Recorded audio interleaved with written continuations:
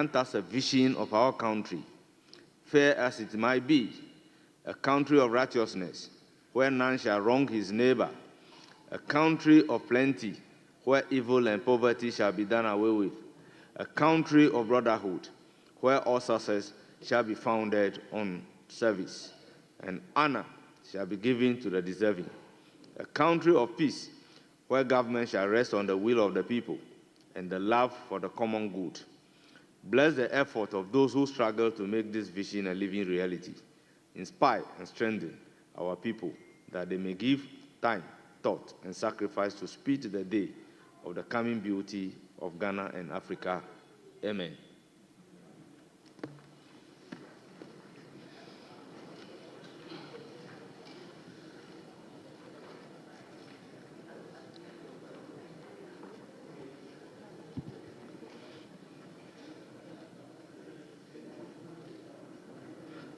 Honourable members, there have been no message from the President and formal communication by the Speaker.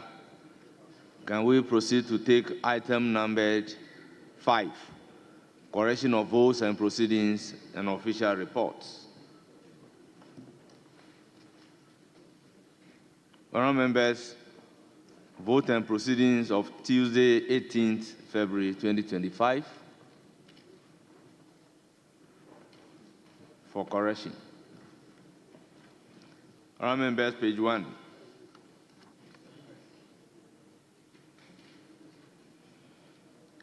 Page 2.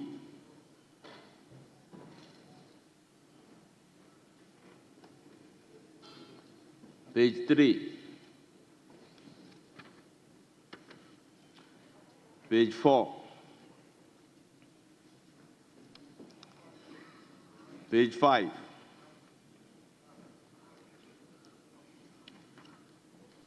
Page 6. 7. Yeah. 8.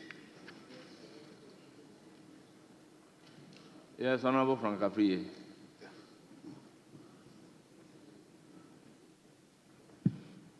Thank you, Speaker. Speaker, if it pleases you,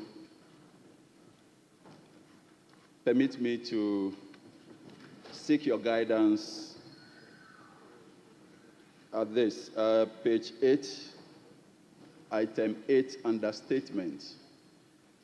Speaker, if I recall properly, the Minister for Health was in this August House yesterday, essentially to give update per your invitation on the outbreak of 3 major diseases: cholera, meningitis, and HMPV. But over here, per the records, human metapneumovirus is completely missing. Speaker, I seek your guidance. Thank you.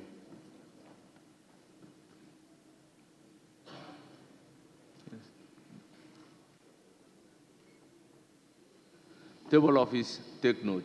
I think it's an omission. Let it be corrected. Yes, Professor. Speaker. Honorable Professor Kinsley Nyako. Honorable Speaker, still on page 8, item 7, and the official report. Yesterday, I saw on the screen 2 official reports, 11th and 12th. But I do remember clearly that the one we did correct was dated 11 February 2025. But what is captured here is Wednesday, 5 February 2025. I will plead that the table office looks at it and reconcile, because I have it on my phone, and it was 11 February 2025.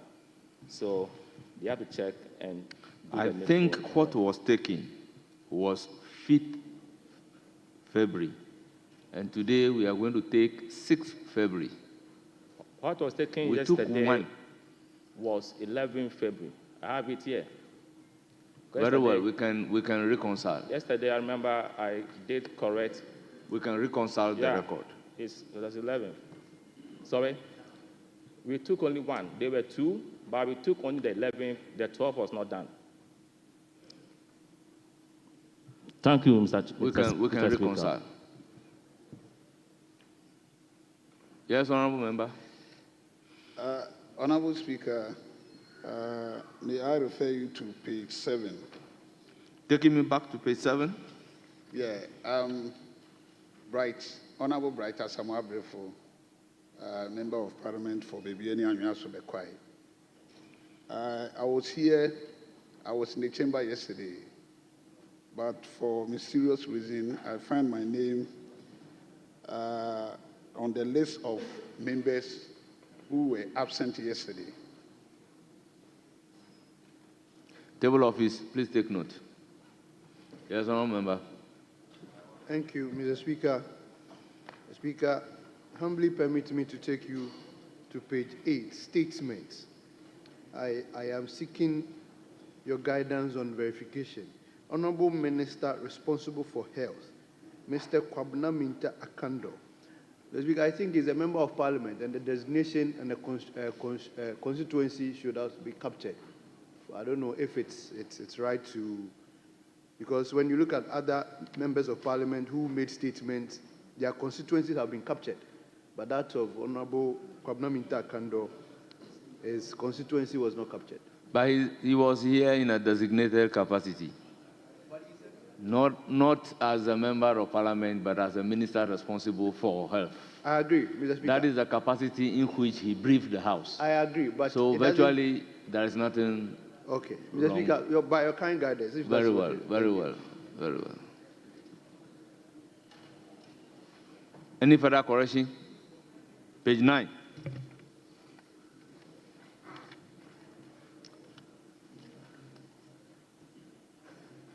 Page 10.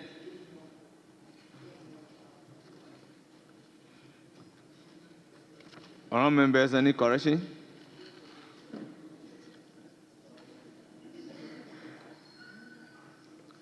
Yes, Honourable Asamoah. Honorable Speaker, thank you. I would like to seek your guidance, page 10, item number 10. The House approved the following as members of the committee. Honorable Speaker, Mr. Mahama Ayariga is the majority leader. Osahin is also minority leader, and it goes on. Will it be right? I'm just seeking your guidance to add, in addition to these names, their designation as the majority leader or the minority leader, since they are a member of a committee that has been set up.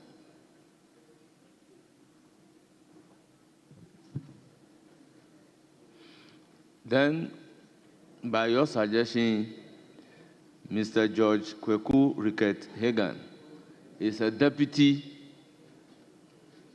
majority leader. Yes, so, Mr. Speaker, well, once the names are captured here, I think it sufficed. It is neater this way. We all know who is a majority leader. We all know who is a minority leader. So for the purposes of the record, their names sufficed. If you look at the attendance, their constituencies, has already been added. So over here, if it is not added, it's not too much of a problem. Any further correction? Honourable members, the vote and proceedings of the 19th sitting dated Tuesday, 18th February 2025, as corrected, is adopted as the true record of proceedings.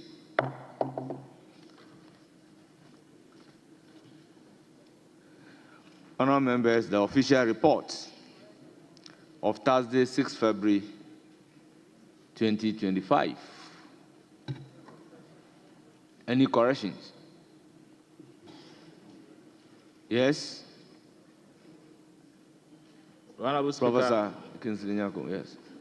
A minor observation on column 15, the second paragraph. Mr. Speaker, examples of contributions of member countries include Spain and the Spanish National Organization of the Blind. I mean, when you are getting old, you lose some of these things. Spanish, I don't remember if there should be I before the N. I'm not quite sure about that, so if they could check whether it is Spanish or Spanish. Thank you. Thank you very much. Table office, take note and check. Yes, honourable member. Thank you very much, Mr. Speaker. Mr. Speaker, I seem not to have either in hard copy or soft copy of the report we are deliberating now or we are considering now. I'm just wondering whether it was an oversight to be uploaded into the system or hard copies were provided to members, which I did not get a copy. Thank you, Mr. Speaker.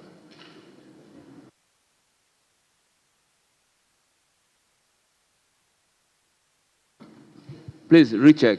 I am reliably informed it's on the console. Mr. Speaker, it's not there. I am certain that it's not there.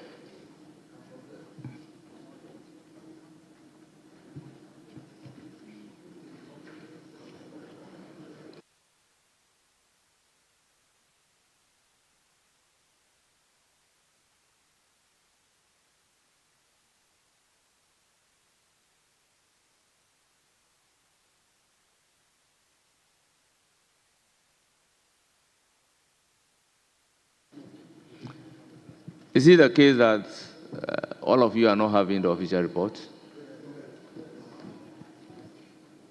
Honourable members, if you are not having the official report, then it will accord with common sense and reason that will defer the correction to tomorrow. But if you have, then we can go ahead and do the correction.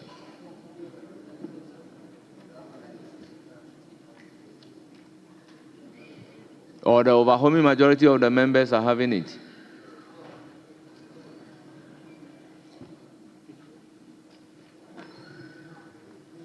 And honorable members, the correction of the official report of Thursday, 6 February 2025 is accordingly deferred to tomorrow.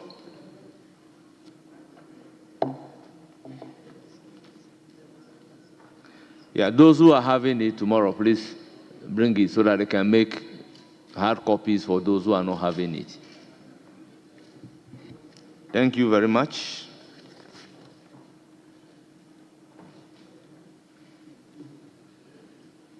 Yes, Honorable Nyindam. Thank you, Right Honorable Speaker. Speaker, I want some kind of clarification and guidance on this official reports. Yesterday, we had the 11th and then the 12th. Then today, we are back to SIF. I don't know why we cannot get them according to the days. Because you have yesterday 12th, you have 11th, and all of a sudden we are back to SIF. That kind of up and down, I don't know, Mr. Speaker, if the Hansa department can do something or the table office can do something about it. Thank you, Right Honorable Speaker. Thank you, Honorable Nyindam. Observation well noted. But if you look at the vote and proceedings, it is about the 5th. And today is about the 6th. And the argument was whether it was the 5th or the 11th. And I asked that they should check. Sometimes it's the volume, but they are working on it. Thank you.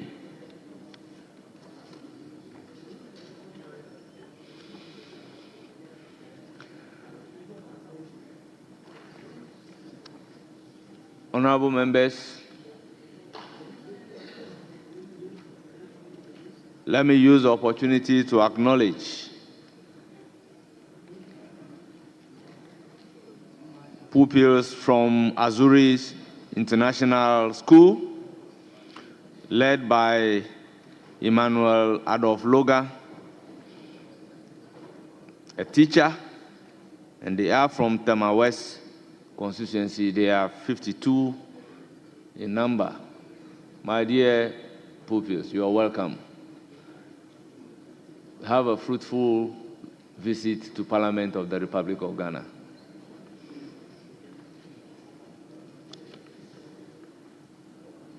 Honourable members, item numbered 6. Statements.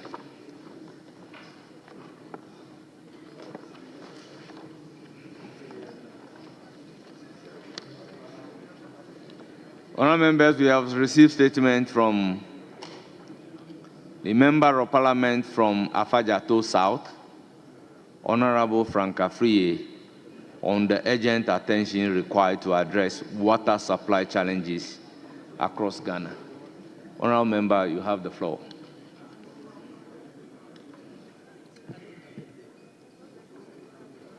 Right Honourable Speaker, let me celebrate your magnanimity even as I prepare to deliver this statement, which is largely on the supply of clean water, its relevance, and supply challenges.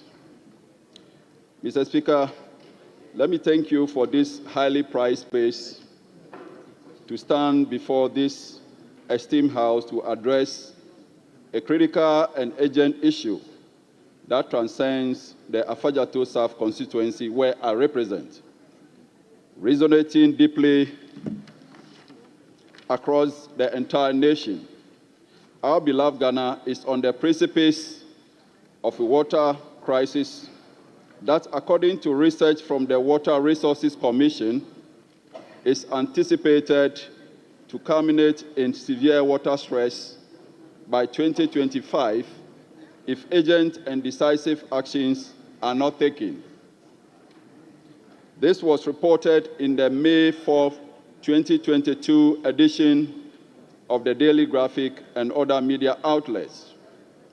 This prediction is particularly alarming in light of the current cholera outbreak that has gripped our nation, reminding us starkly of the dire consequences that arise from inadequate access to clean water. Until last weekend, residents from Kweve, Goviope, Woje, Agate, Have, Peki, Bame, Akrofu, and neighboring communities face continual challenges in accessing clean water due to the malfunctioning Kweve water treatment plant since mid-December last year.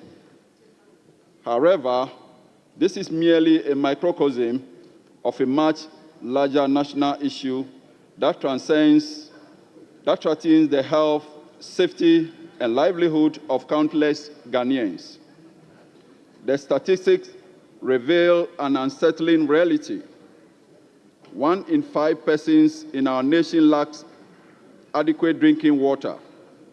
In the northern region alone, this figure escalates to 1 in 3, highlighting the glaring disparities in access to one of life's most essential resources. Mr. Speaker, we cannot overstate the importance of clean water, which is fundamentally linked to public health. Studies show that 80% of diseases in Ghana stem from unsafe water and poor sanitation, fueling the alarming rise in water-related illnesses such as cholera, typhoid, and other diseases that disproportionately impact our vulnerable population. Each attempt by families to secure fresh water, often leading them to abandon boreholes or unhealthy surface water sources, emphasizing the urgent need for a comprehensive national strategy to confront this crisis. In view of this, permit me to take this opportunity to commend the Volta Regional Minister for his commitment to addressing the urgent needs arising from the Kweve facility's failure, as well as the efforts of my colleague from Southdown, Honorable Roxanne Nelson Dafiamepo, who shares a passion for restoring the Kweve treatment plant following its dysfunction. Nevertheless, it is not forgotten the struggles faced by our constituents in accessing clean water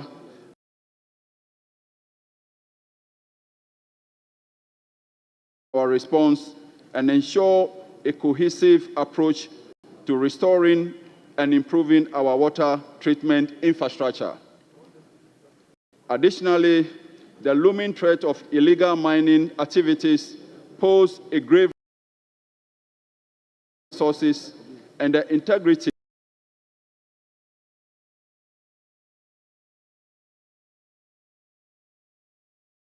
of our water supply systems. Leading these illicit practices not only pollute our water bodies, but also threaten the health and safety of communities that depend on these vital resources. The extensive damage inflicted by such activities must reignite our commitment to enforce regulations and safeguard our natural ecosystem. Mr. Speaker, in light of these pressing issues, I sincerely urge this Honorable House to take a united stand for the health of our nation by adopting a robust plan of action that encompasses the following. 1, nationwide infrastructure repair and enhancement. Let us prioritize urgent repairs and upgrade of existing water treatment plants across the nation, ensuring that they can meet the demands of a growing population.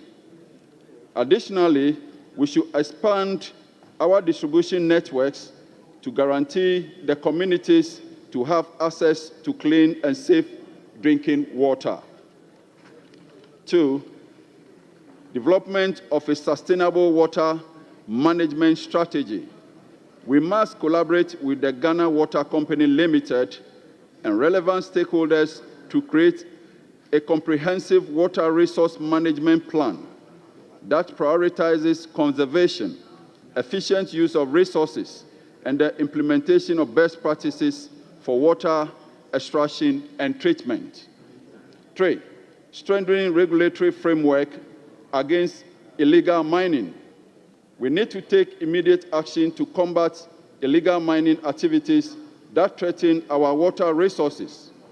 This includes strengthening enforcement mechanisms, collaborating with relevant agencies, and raising public awareness about the importance of protecting our water bodies. Mr. Speaker, as we engage with these critical issues, we must not forget the lessons of our current cholera outbreak. And from our experience with dried water hydrants, which have shown us how inefficient and inadequate access to water directly inhibit firefighting efforts and endangers public safety. We must promote safe water, good sanitation, and hygiene as fundamental rights for all Ghanaians. Time is of the essence, and we have a collaborative responsibility to put forth solutions that ensure reliable access to clean water for every citizen. Let us unify our efforts to secure a better future for Ghana, a future where every individual can access safe water, a cornerstone for health, dignity, and national development. Together, let us courageously navigate this path to restoration, resilience, and sustainability for the health of all Ghanaians. Thank you, Mr. Speaker, for this opportunity to address such a pressing issue. Thank you indeed. Thank you, Honorable Member. Honorable members, the statement has been read. I will now take comment. Yes, Honorable Member for Hwahwe. Thank you, Mr. Speaker. Let me first commend my neighbor and brother, MP for Afajato, for this very important statement.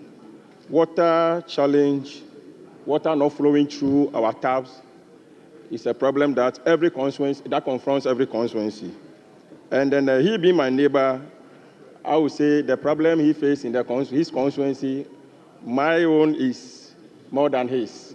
Hwahwe constituency and the entire water region have been faced with water shortage because no audit so far from my checks has been done on all our treatment plants.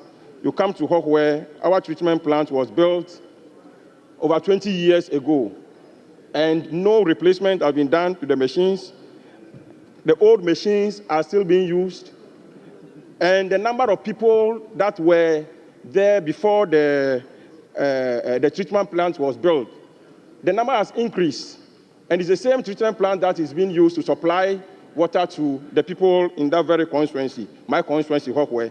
Mr. Speaker, today you come to Hwahwe constituency, water flows through our taps once a week. That's when we are lucky. The hospital, Hwahwe Regional Hospital, in fact, Volta Regional Hospital is located in Hwahwe. Water flows through their taps once a week. And visited the morgue. The mortuary attendants have to use the Kufuor gallon, walk miles to fetch water before they use it for their daily duties. Now the wind of cholera is blowing all over. And if you don't have water in our hospitals, in our morgues, I know the problem will be very devastating in the coming days. So we'll plead with the Minister for Works and Housing that the treatment plants all over the country, let me speak for my people, in Volta region, in Hwahwe, they should look at it, and those that need to be replaced, they should be replaced. Those that need to be worked on, they should be worked on, so that we'll have a free flow of water in our taps. Thank you, Mr. Speaker, and thanks to our member for Afajato for raising this very important challenge facing not only his constituency, Volta region, and the entire nation as a whole. Thank you very much, Mr. Speaker.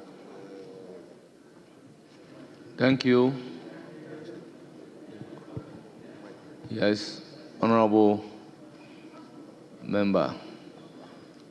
Thank you, Mr. Speaker. Mr. Speaker, I think water is very, very important in our life. Without water, we can't live. And mostly, it's very challenging in Ghana to have water. Mr. Speaker, you go to some areas, 24 hours, water flowing. But mostly Ghana, during especially dry season, there's a challenge. And if you don't drink proper water, you know what's going to happen. It's health-related. Sanitation issue, you get a lot of diseases and sickness, all due to improper or lack of quality water that we get to drink. Mr. Speaker, I think it's about time for us to resource or empower community water. Community water serves a lot of rural areas. But unfortunately, community water cannot get loans, facility to serve these people.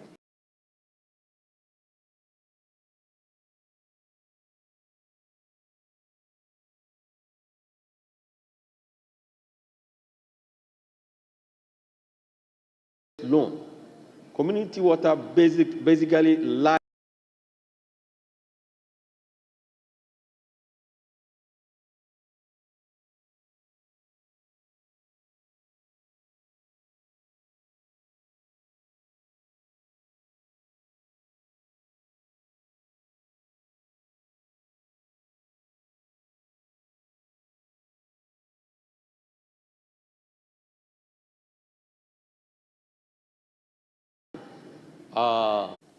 I think if you go to Sydney West, there are rivers around. But we have challenge to get quality water to drink. About money issue, and also the community water is also in charge of those areas. Therefore, it's about time for us to also find a way. Those in the community or rural areas to get proper and quality water to drink.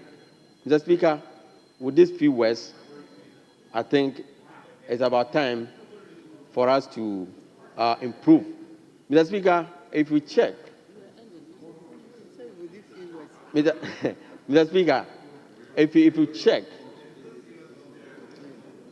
Ghana Water always have power to go for loans. And even Ghana Water, the urban areas and the cities, also there are challenges. And also the Galamsey, that is also causing our water bodies.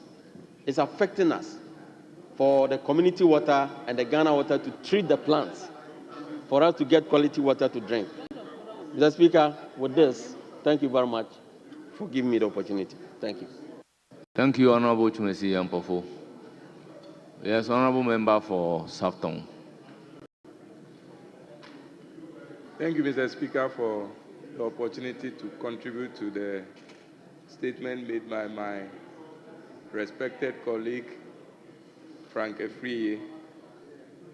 I must say that almost all of us in this House would in one way or the other associate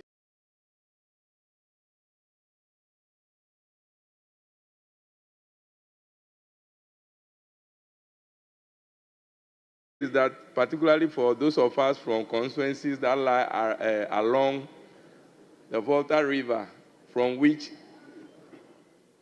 treatment plants are built to treat water for our use. Unfortunately, for instance, Sogakope, the treatment plant is at Agodume. The phase 1 and phase 2 were constructed. But water is being planned to be extended as far as to Togo. But unfortunately for you, Mr. Speaker, and myself, who lie along the main Aflau Road, the system is not running along that line. And so we have a challenge in Sogakope all the way to your constituency, Mr. Speaker, Akachi. And so I'd want to plead with the minister responsible that they look at us. How can they be treating water in my constituency and those of us in that same constituency do not have water to drink?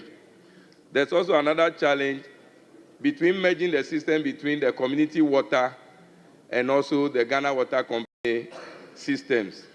For instance, currently, there's a 5-district water system in Adidome, the constituency of my colleague, Honorable Gabi Hotoje, and it runs along the boundary with me. But unfortunately, we cannot have access to that. That flows almost every day. But Sogakope, being the capital town of the constituency, sometimes do not get water in the whole of the week like other colleagues have just ably articulated.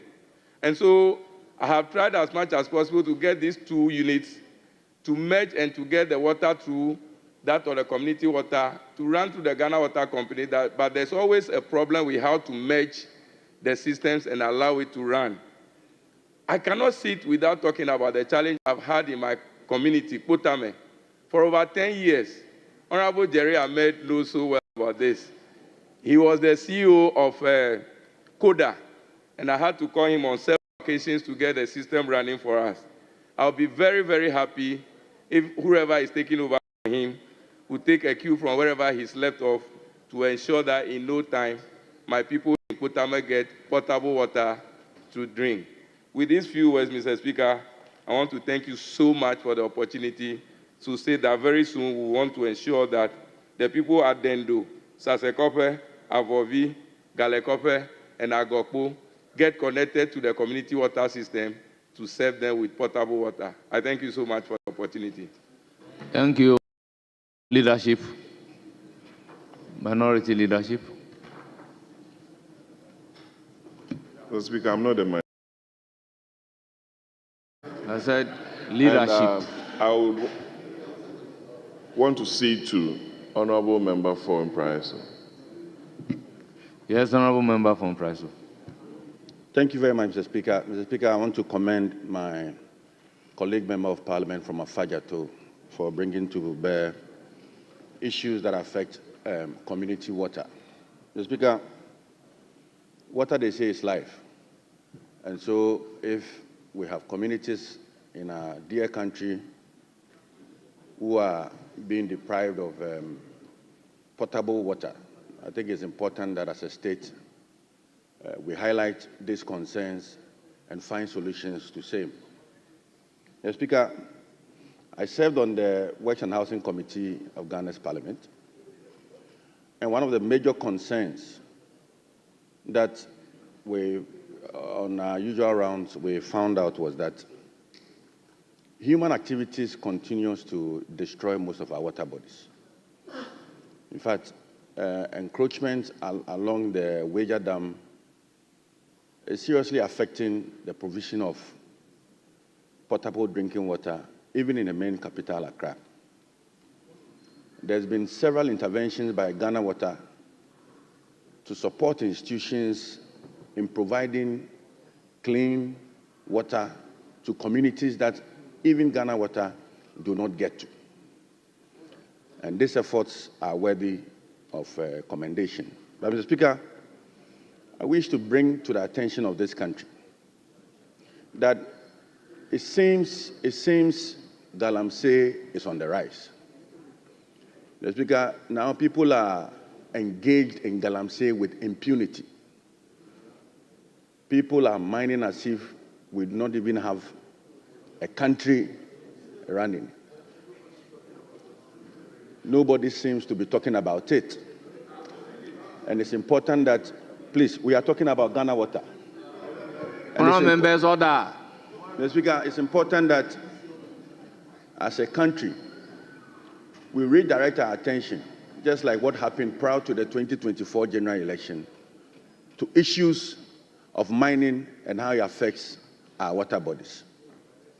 Mr. Speaker, just this weekend, I drove through some towns in the Eastern region, and it is as if people have been released without break to engage in active mining.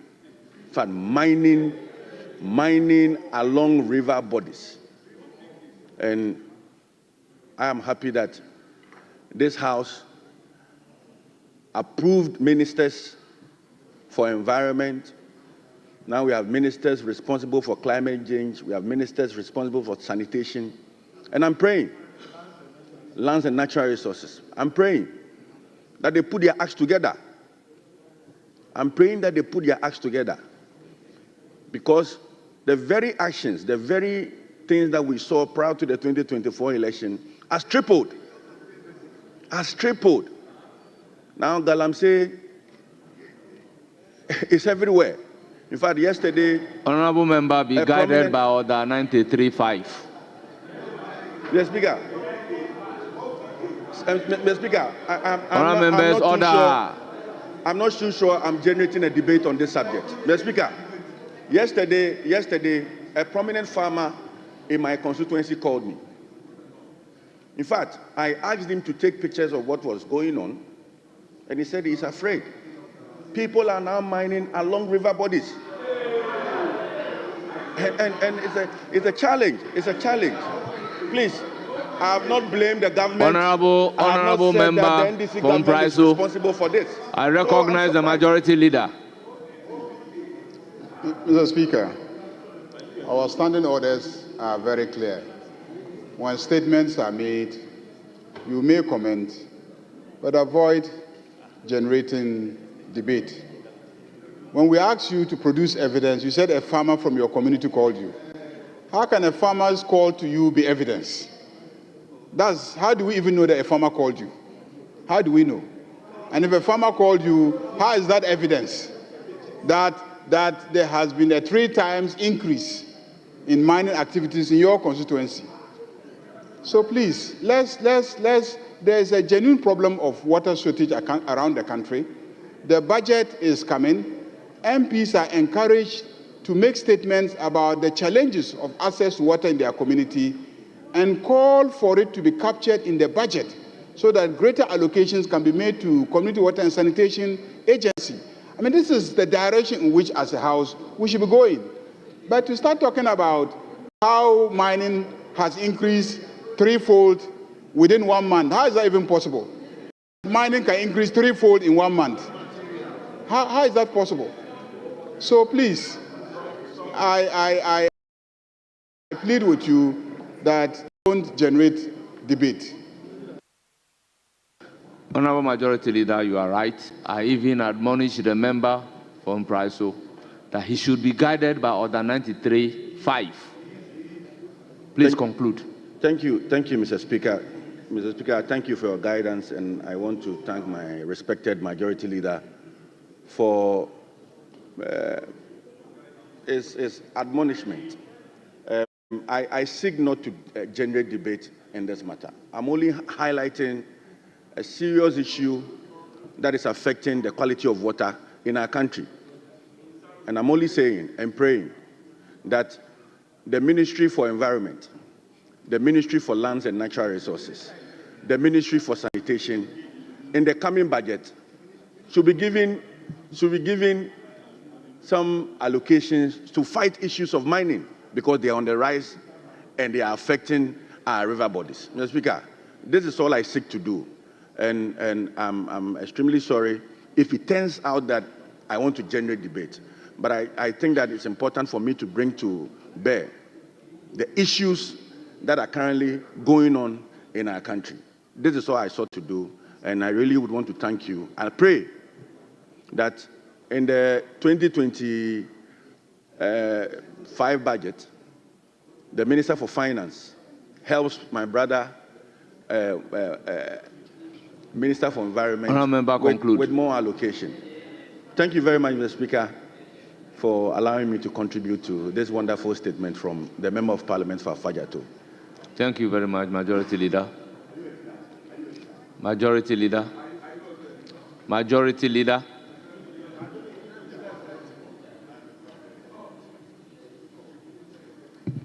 Yes, Honourable Member. Thank you very much, Mr. Speaker, for the wonderful opportunity given. I would like to associate myself with a statement made by my able colleague, Honourable Frank Afriye. Brekum East is currently faced with a serious water crisis. In 2014, my constituency was blessed with an urban water project that brought finality to the water problem within my constituency. But just last month ago, Mr. Speaker,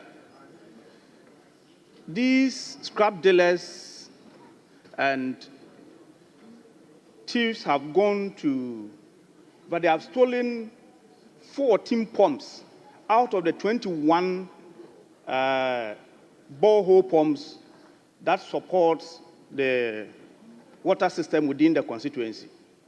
Mr. Speaker, I was in my constituency just last weekend, and I went round, and it's extremely worrying and so sad that out of the 27 boreholes that were dug, Available leader. and Honourable member, I recognize the available leader. Thank you very much, Mr. Speaker. Mr. Speaker, we are commenting on a statement made by the member for Afajato South. And our colleague from Brekum East is veering into issues in Brekum East. Please, if you allow me. This is a specific statement. And I want him to stay on track. He's talking about 14 pumps in Brekum, this and that. What has that got to do with the statement? This is not a personal statement. Honourable available leader. Mr. Speaker. The heading of the statement said, attention required to address water supply challenges across Ghana. So, honorable available leader, I think you are out of order. Honorable member, you are out of order. Kindly resume your seats. oh,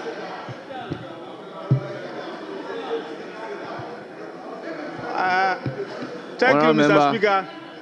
Thank you, Mr. Speaker. Thank you for giving me the opportunity to continue to add my voice to the crisis, the water crisis in the country. Mr. Speaker, just like some of my colleagues mentioned, water is life. And I add my voice to Honorable MP for Fajato South, that water is a big problem across the country, most of the constituencies, and my constituency in particular. We are blessed to have an urban water project that brought finality to the water problem in my constituency. So coming here, I was only going to concern myself with other things, only to go back to the constituency to realize that out of the 21 boreholes dug, 14 of them have been stolen. And as at now, please, humble yourself to learn. Honourable members, Mr. order. Speaker, we operate surface water and Honourable boreholes member. for the good people of Brekum. Honourable member, did I hear you say stolen or out of order? Yes. Or out of function? The pumps that The empower boreholes are. has been stolen. The pumps were The stolen. pumps. The pumps. I am saying that the pumps that powers, please, the pumps that power the boreholes has been stolen. And this is extremely worrying because we were relying on surface water. Honourable members, order. Honourable members, order. Plus, Mr. Speaker, the 14 boreholes,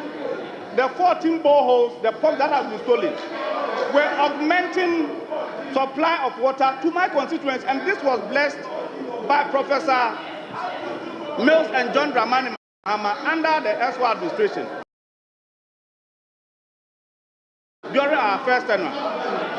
But unfortunately, Mr. Speaker, Can we have some order? The pumps in the boreholes, please, there are pumps in boreholes. And these boreholes that supply us water, the pumps have been stolen. It has really resulted to a serious water crisis in the constituency. Rationing water such that, Mr. Speaker, if you get water today, it must take you 1 week before conclude. you get water again. And I seriously associate myself with the honorable member for Afajato South that water crisis Honorable in this country need urgent Dominic attention. Nitiwul, are you on point of order? Honorable member, I recognize former minister. And some other constituencies across the country. Thank you so much, Mr. Speaker, for giving me opportunity. Honorable, the member has ended his Anyway, contribution. Mr. Speaker, he has ended his submission, so I will just offer him point of information. So, Mr. Speaker, the price of the head of a borehole is 15,000 cedis. Use your common fund to buy it. It will help. Yes. Honorable use member. your common fund to buy it. It will help. Honorable if you come member. and complain here, nobody will help you. Honorable member. If you come and complain here, nobody will help you. You use your common fund to buy it. Honorable Nitiwul, that definitely cannot be a point of order. The fact that it is only 15,000 does not mean it cannot be stolen. Mr. Speaker, I said that is information. Yes. And I thought he's going to get common fund. He should use it to buy. It will help him. The sector minister may decide to also help. Honorable Deputy Minority Whip, what is the issue on the floor in relation to which you are... Mr. Speaker, even though he has ended his submission, this is a house of record, and we are guided by what he will say that will be captured on Hansard. I don't know how a borehole can be stolen. Whether the borehole Honorable was member. lifted, whether the borehole was Honorable lifted, Habib. how do you steal a borehole? Honorable Habib, you are out of order. Resume your seat. Explain how you steal a borehole. Honorable Habib, resume your seat. All members, order. Mr. Speaker, all members. Respectfully, I think my other honorable colleagues, members. Mr. Speaker. Honorable members, I urge all of you to resume your seats. Honorable members, resume your seats. Honorable members, resume your seats.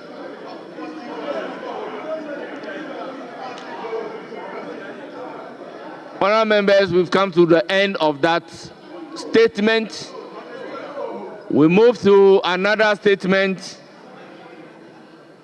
in the name of Honorable Dixon Chire-Duya, Member of Parliament for Brekum West.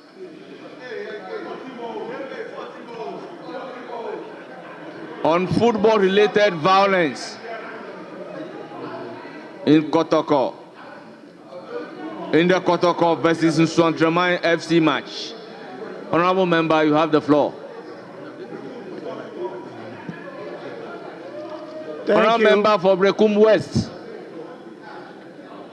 Thank you, Honorable Speaker.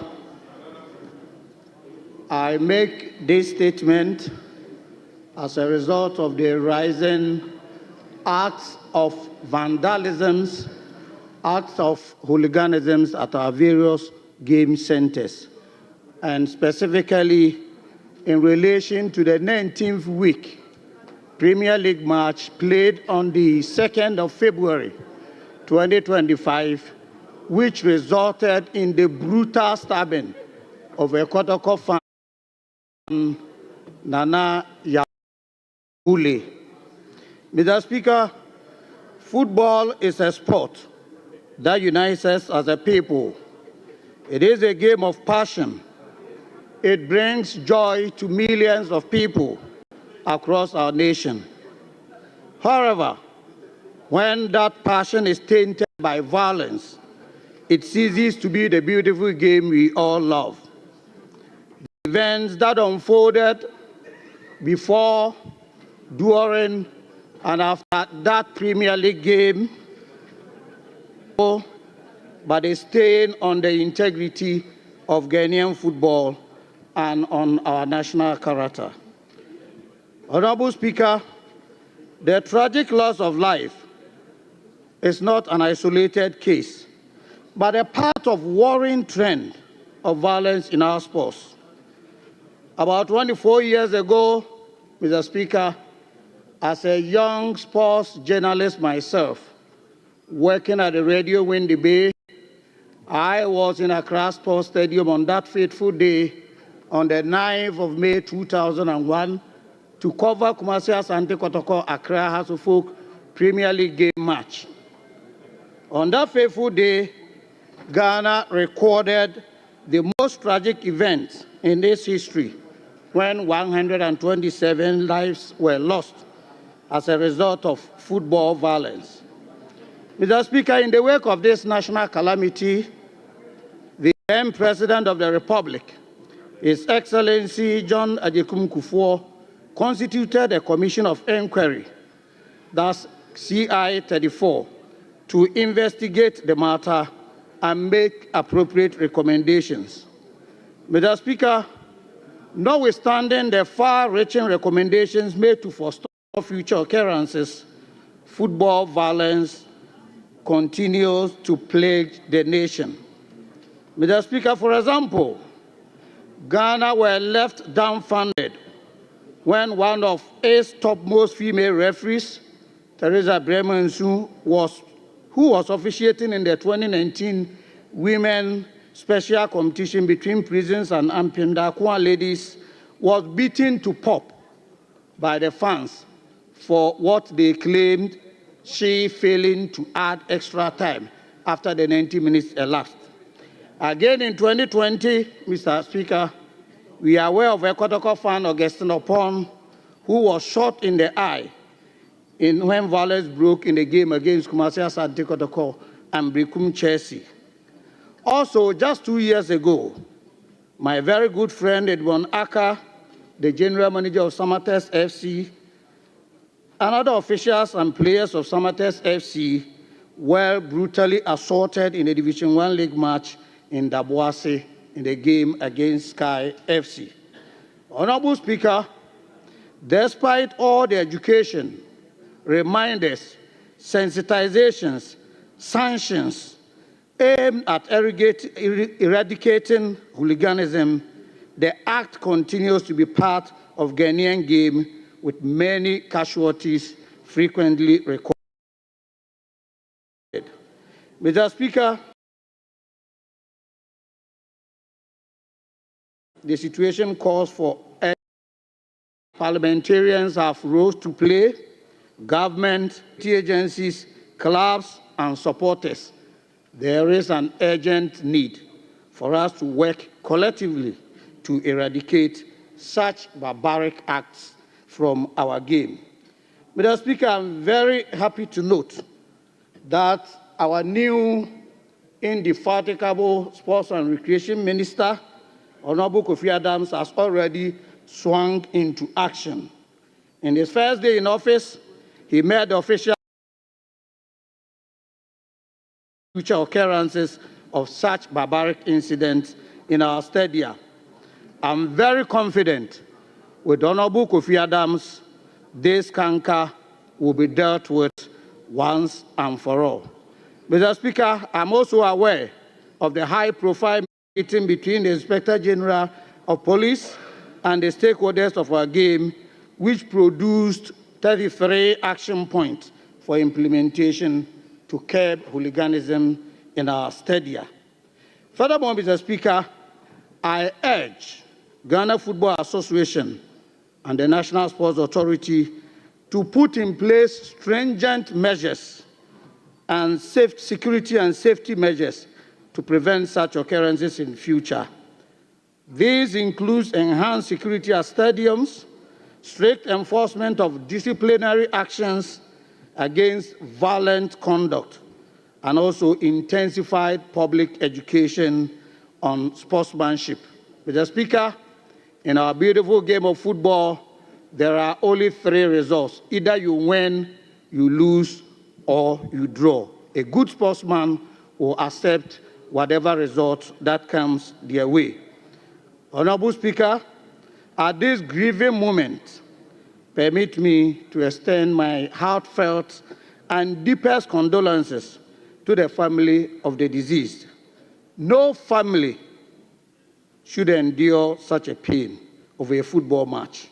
I also call on all stakeholders to remain calm as the Ghana Police Service continue with their investigations to to get to the bottom of the matter. Violence has no place in our football. It has no place in Ghanaian society. Let us all stand together to condemn this act and work together to ensure that our football stadia are safe. Thank you, Honorable Speaker, for indulging me. Thank you, Honorable Member. This statement has been presented, and before allowing members to comment, let me bring it to the fore that I am very much aware that the criminal aspect of the matter is before a court of competent jurisdiction. Therefore, members should be circumspect in commenting on this statement and limit their comment to violence in our football matches accordingly. Honorable Samia Oku. Right Honorable Speaker, contribute to the statement made by the Honorable Member of Parliament for Brekum West. Mr. Speaker, let me also, first of all, extend deepest condolences to the bereaved family and to the deceased. So, Speaker, there are four things that excite passion and inflames passion within our society. These four things for me: 1, football; 2, religion; 3, ethnic issues; and also 4, political issues. What is before us today is association football. Right Honorable Speaker, in contributing to the statement made by the Honorable colleague Member of Parliament, I would also like us to also situate the matter. You cannot separate these acts of vandalism, hooliganism, and riotous behavior of fans also from sometimes poor officiating. If we cast our mind back to many of the issues around the world, anytime you have these huge disagreements among fans, at the heart of it has been a refereeing decision one way or the other. I would like us to also get the Referees Association of Ghana and the Football Administration to also pay keen attention to sometimes bad officiating or questionable officiating. I'm saying this because in today's football world, it's no longer what it used to be under the good days of Wilberforce Infum, the Golden Boy Abdul Razak and co, where football was played just to excite people or to entertain people. This time around, it's become a very commercial venture. And people get into these stands knowing very well and working out the odds on what they intend to achieve at the end of the day.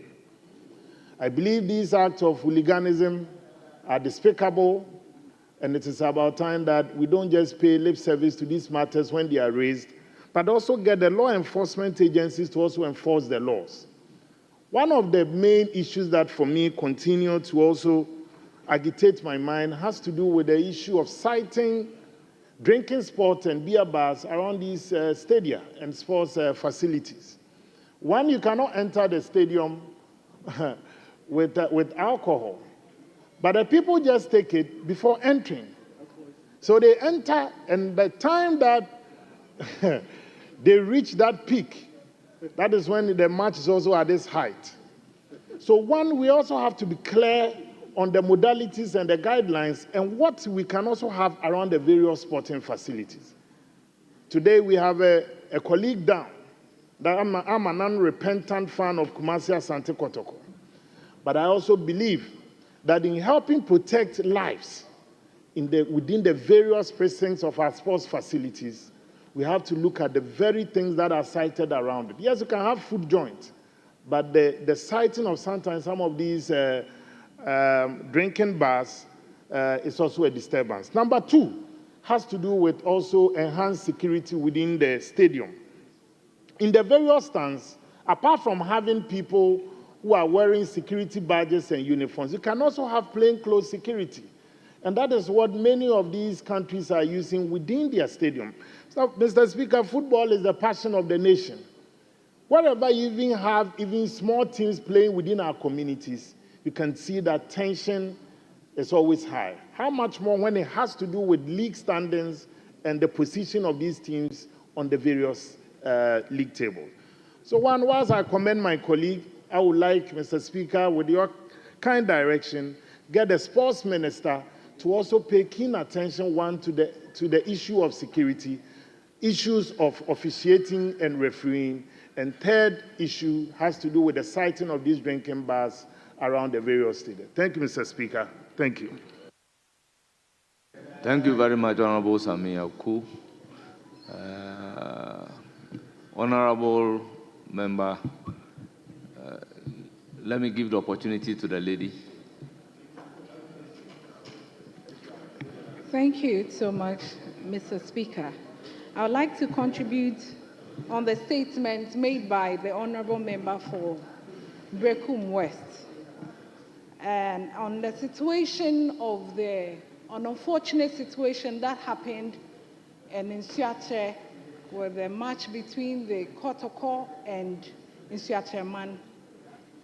It happened in Nsuatre, which is my constituency.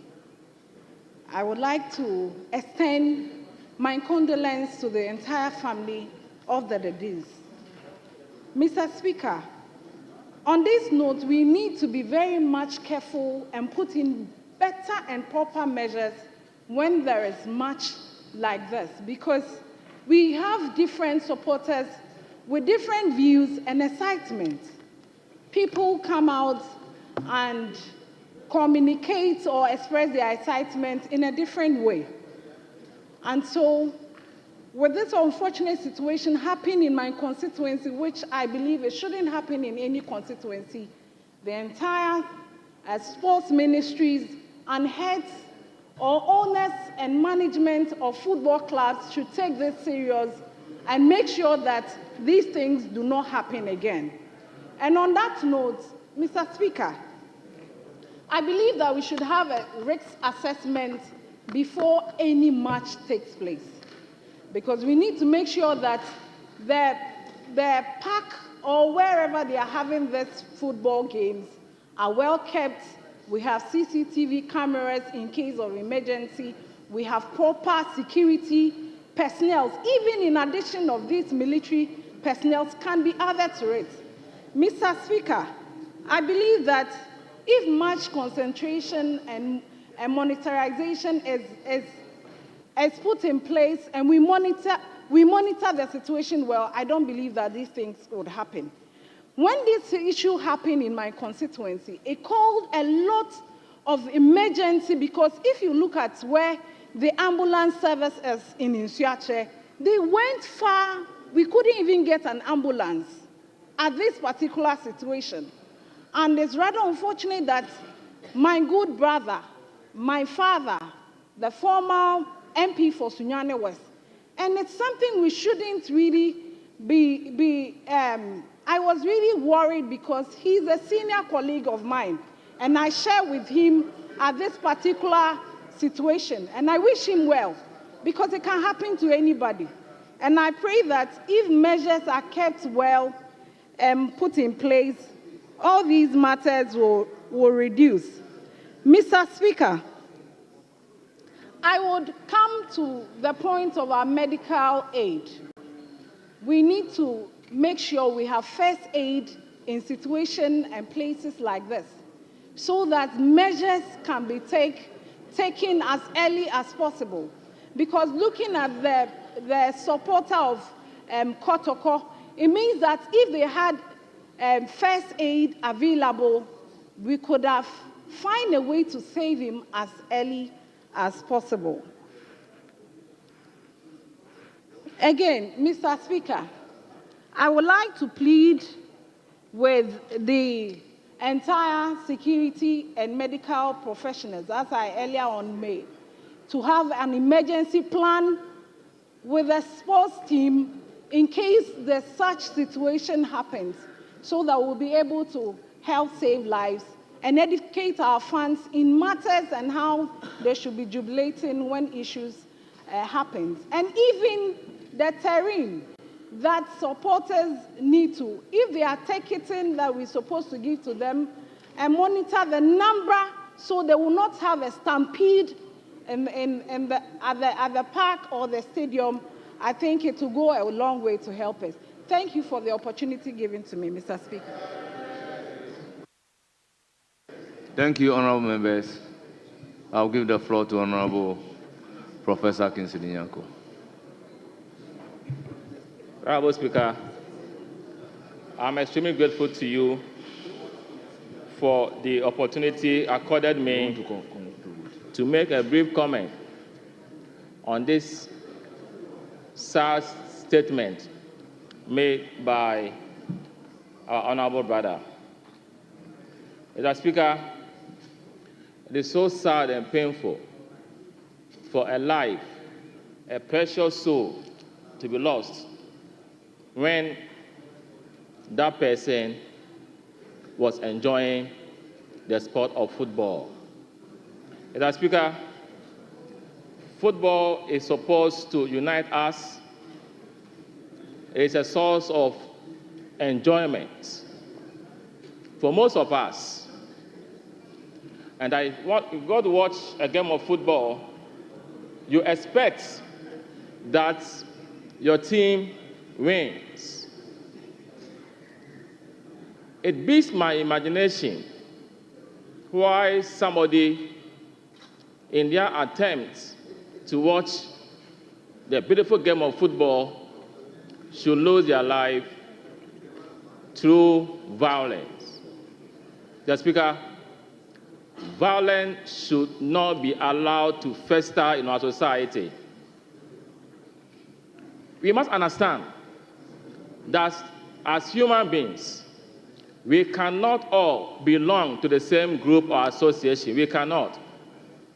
We can't also think alike, because society would be of no fun if you all belong to the same society. There should be diversity in terms of ideas, diversity in terms of belonging to association. That is when we can see growth and progress. What has happened is so sad. We need to condemn it and insist that the investigation into this barbaric acts is expedited so that the culprits will face the full rigors of the law. Indiscipline in this society is becoming one too many. We must halt it. We must stop it. Indiscipline anywhere is a threat to progress everywhere. And I think that we must come to the realization that Ghana can thrive and be stronger when we understand that we have to be tolerant in all that we do. I'm a Kotoko fan, Asante Kotoko. And I've been seeing images of this gentleman, Puli. You can see that he's a vibrant supporter of Asante Kotoko. He loves the team. The team is in his blood. And he went to support his team and couldn't come back and left behind a widow and children. This is so sad. And I'm urging those who are heading sports in this country to be proactive in providing security so that when we go to watch football, we will be there having at the back of our minds that we are safe and protected. This shouldn't happen again. And I want to console the widow and the children, and that this supporter should find solace in the bosom of his maker. I also want to plead with our supporters that we should understand that in the game of football or in any sporting activity, we cannot always expect to win. We can win, we can lose, we can draw. The game of football or any sport activity is not a must win. It's not a must win. When you win, you thank God and make merry. When you lose, you take it in your strides and understand that tomorrow might be an opportunity for you to also win. And I know that Asante Kotoko will come out this stronger and better. And I also hope that this incident, unfortunate one, will serve as a better lesson for Ghana sports moving forward. Football and soccer should unite us. Let us educate each other to promote football and sports, to bind us and not to kill us, to bring us together and not to separate us. After all, we are the same people. Mr. Speaker, thanks for indulging me, and may the soul of our brother, Puli, and Puli, and other sports-loving persons who have lost their lives in such manners rest in perfect peace. Thank you, Mr. Speaker. Thank you very much, Honorable Azika Dongo. Thank you very much, Mr. Speaker. Thank you very much for the opportunity. I want to commend the maker of the statement. Mr. Speaker, football is the passion of this country, but this is just one too many. Today we are discussing this unfortunate situation because it involves Asante Kotoko.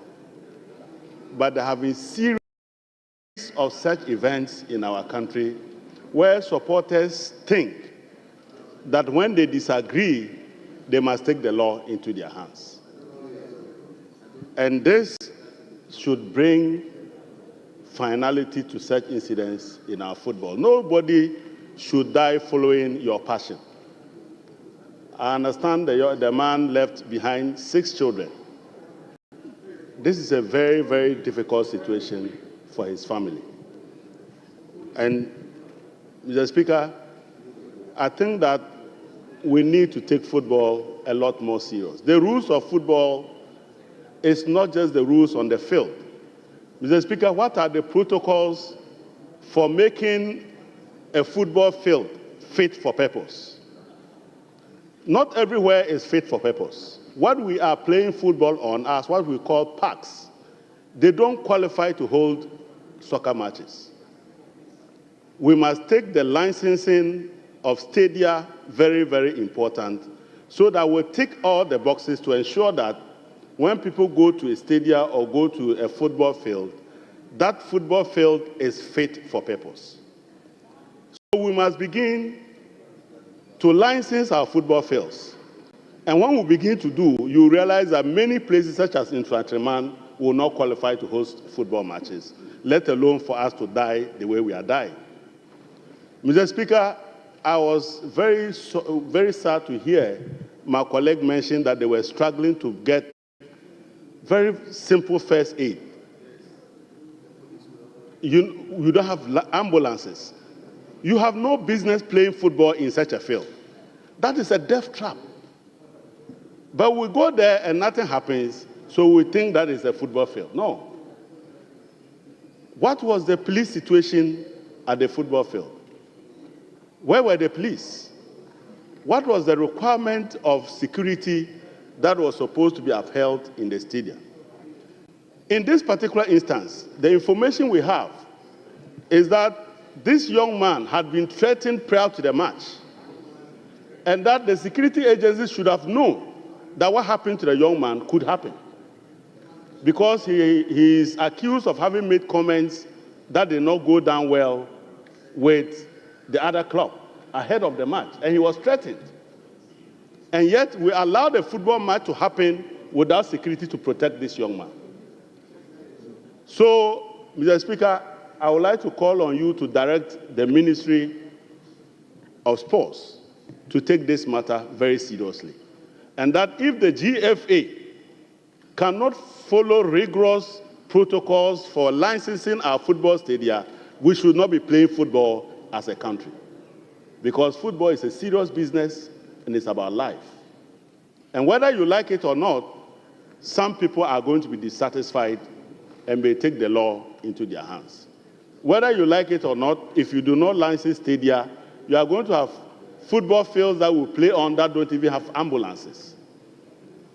Where the protocol may require you to bring over 40 policemen, you are right there and only 2 policemen are there guiding and protecting scores of spectators. The end result is that people die needlessly, and we mustn't die following the passion of football. So, Mr. Speaker, I would like to call on this House to take on the GFA to properly make sure that before football returns, we are prepared in all respects and that our football fields are fit for purpose. Currently, what we call football fields are just parks. They are just like we're doing in our area, where you just call neighbors across the road and you are playing football. That is what is happening. And we cannot be doing that for people to die needlessly. So, Mr. Speaker, I commend the maker of the statement, and I thank you for indulging me, except to say that this mustn't end with a talk show. We must see some action being taken to sanitize football in our country and to make sure that our football fields are safe for purpose, that we will not hear this conversation again anytime soon. Thank you very much, Mr. Speaker. Thank you. Yes, Minority Leader. I want to speak to Kenneth. Yes, honourable member, you have the floor.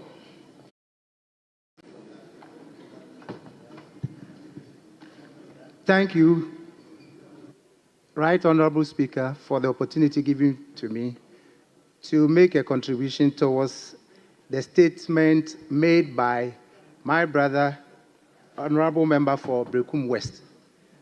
Mr. Speaker, what happened was an unfortunate incident and very regrettable. I also want to add my voice to the expression of our condolences to the bereaved family and Asante Kotoko fraternity. Mr. Speaker, the earlier contributors have said various things, and I wish to just add a few things. I want to look at the issue from the point of view of education, sensitization, and capacity building for the various stakeholders in the management of football in our dear country. Now, football has rules, and people need to be educated on those rules. As the author of the statement said, there are only 3 results that you can expect after any football match. Either you win, you draw, or you lose. And the various teams know about this. The supporters know about that. But because of the passion that we have for football, in some cases, people find it difficult to accept defeat. But if we do effective sensitization, education of the various stakeholders, and then also we have leadership by way of football administrators, leadership by way of the management of the various teams that are playing the football matches, and then leadership by way of supporters, that at any stage in the match, they take responsibility and make the appropriate appeals to their supporters, to their members, to the fans. We may be able to prevent some of these unfortunate incidents. Now, we are talking about security. Security is a shared responsibility. Shared responsibility between the teams that will be playing the matches, Ghana Sports Council, the football administration, and then supporters as well. So I may want to recommend that before matches are played, the various teams will plan the security arrangements for these matches and agree, depending on the expectations of attendance at these matches. We have categorized our teams, and there are matches that we say this is category A. Of course, whenever Kotoko or Haas is playing any match against any other team, the expectation is that there will be more spectators than the other teams, and therefore security arrangements will have to be beefed up.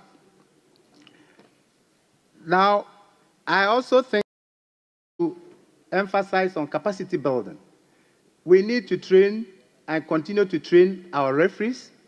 We need to train and continue to train our sports administrators, the leadership, and everybody, so that as the rules of the game change, we would be abreast with them and accept that during football matches, it is the referee and only the referee whose decisions are final.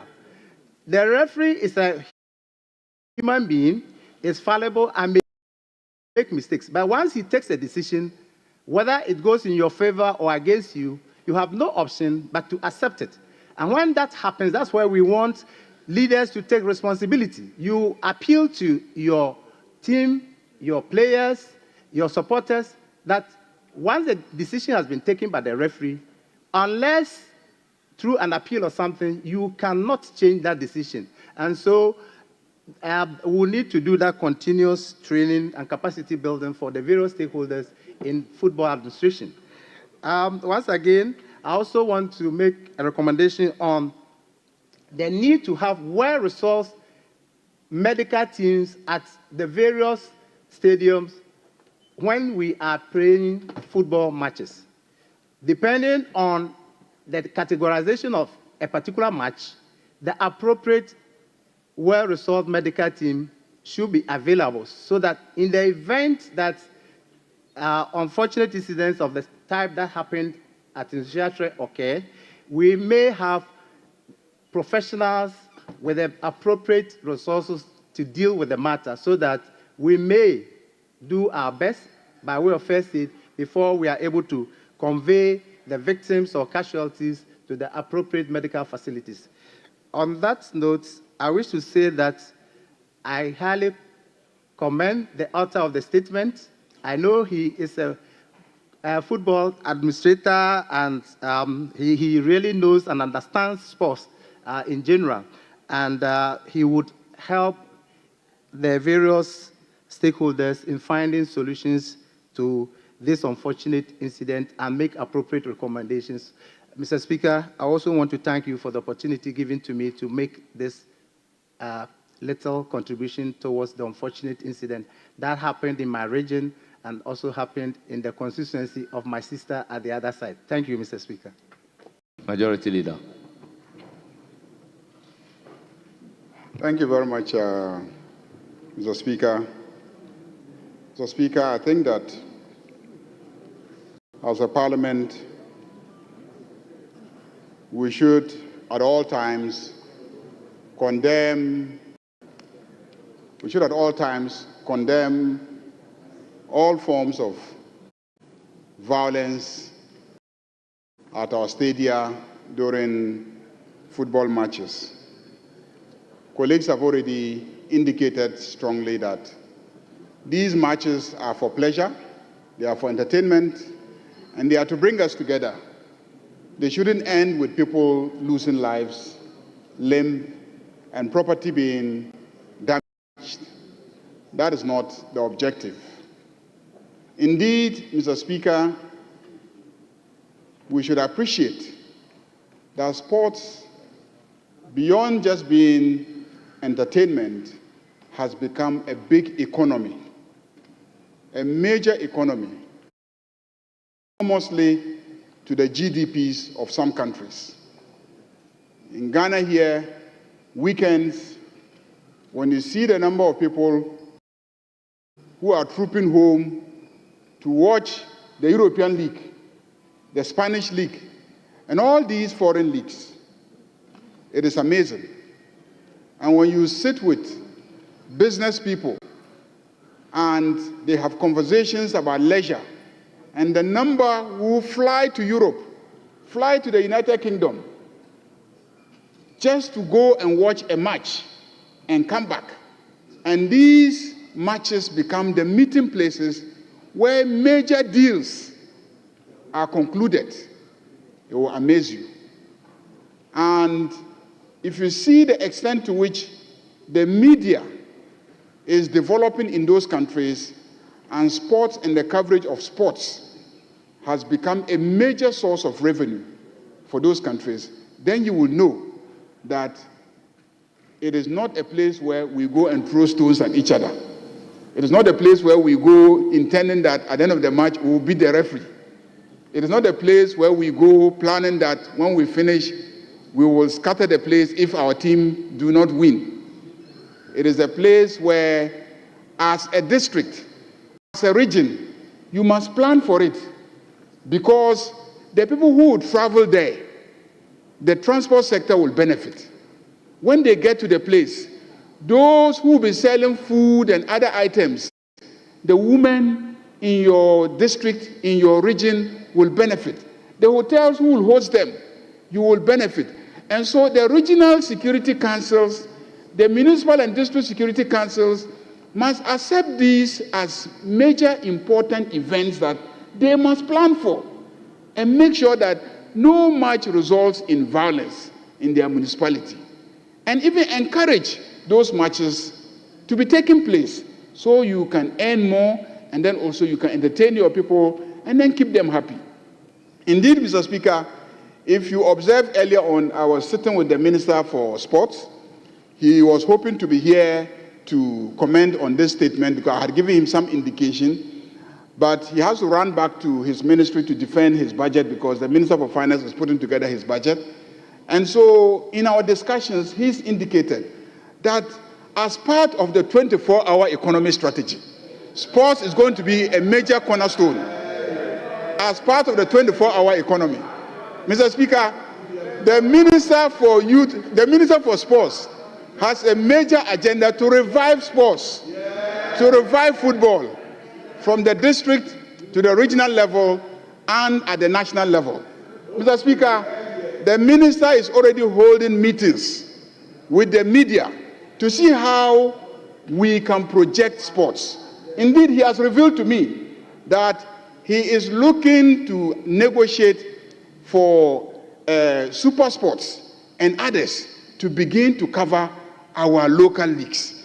Because, Mr. Speaker, when the local leagues are covered by super sports, what it means is that people sitting in South Africa can see our boys playing, our boys and girls playing. And from South Africa, they can begin to identify and come and scout for those people. So the footballers themselves, when they see that their tournaments are covered on super sports, they know that a platform, a global platform is being provided them to showcase their skills so that scouts all over the world can view and then come and try and then recruit them to their various countries. And also that he is going to invest and get support and sponsorship for the various teams in the regions so they can have good football, good coaches, they can have support to be able to compete effectively, train and recruit and retain very good footballers, buy very good players, and then also up the quality of our local league so that people will really like to go and watch our leagues instead of wanting to sit at home and watch the European leagues. Mr. Speaker, when this happens, I believe that our people will begin to appreciate the fact that football is a big thing. It's not a place where you go and throw stones, where you go and then, fight at the end of the match, because when you do that, you are destroying the economy of your district, your municipality, and ultimately your region. The regional ministers and municipal chief executives will begin to see that football is a major enabler of their economies, and therefore they must pay attention, and the entire governance framework within the district, municipality, and the region will be geared towards making sure that every weekend, any match that is being played ends up successfully and it doesn't end up with the image of the municipality or district being dented. Mr. Speaker, let me conclude by saying that with the 24-hour economy strategy,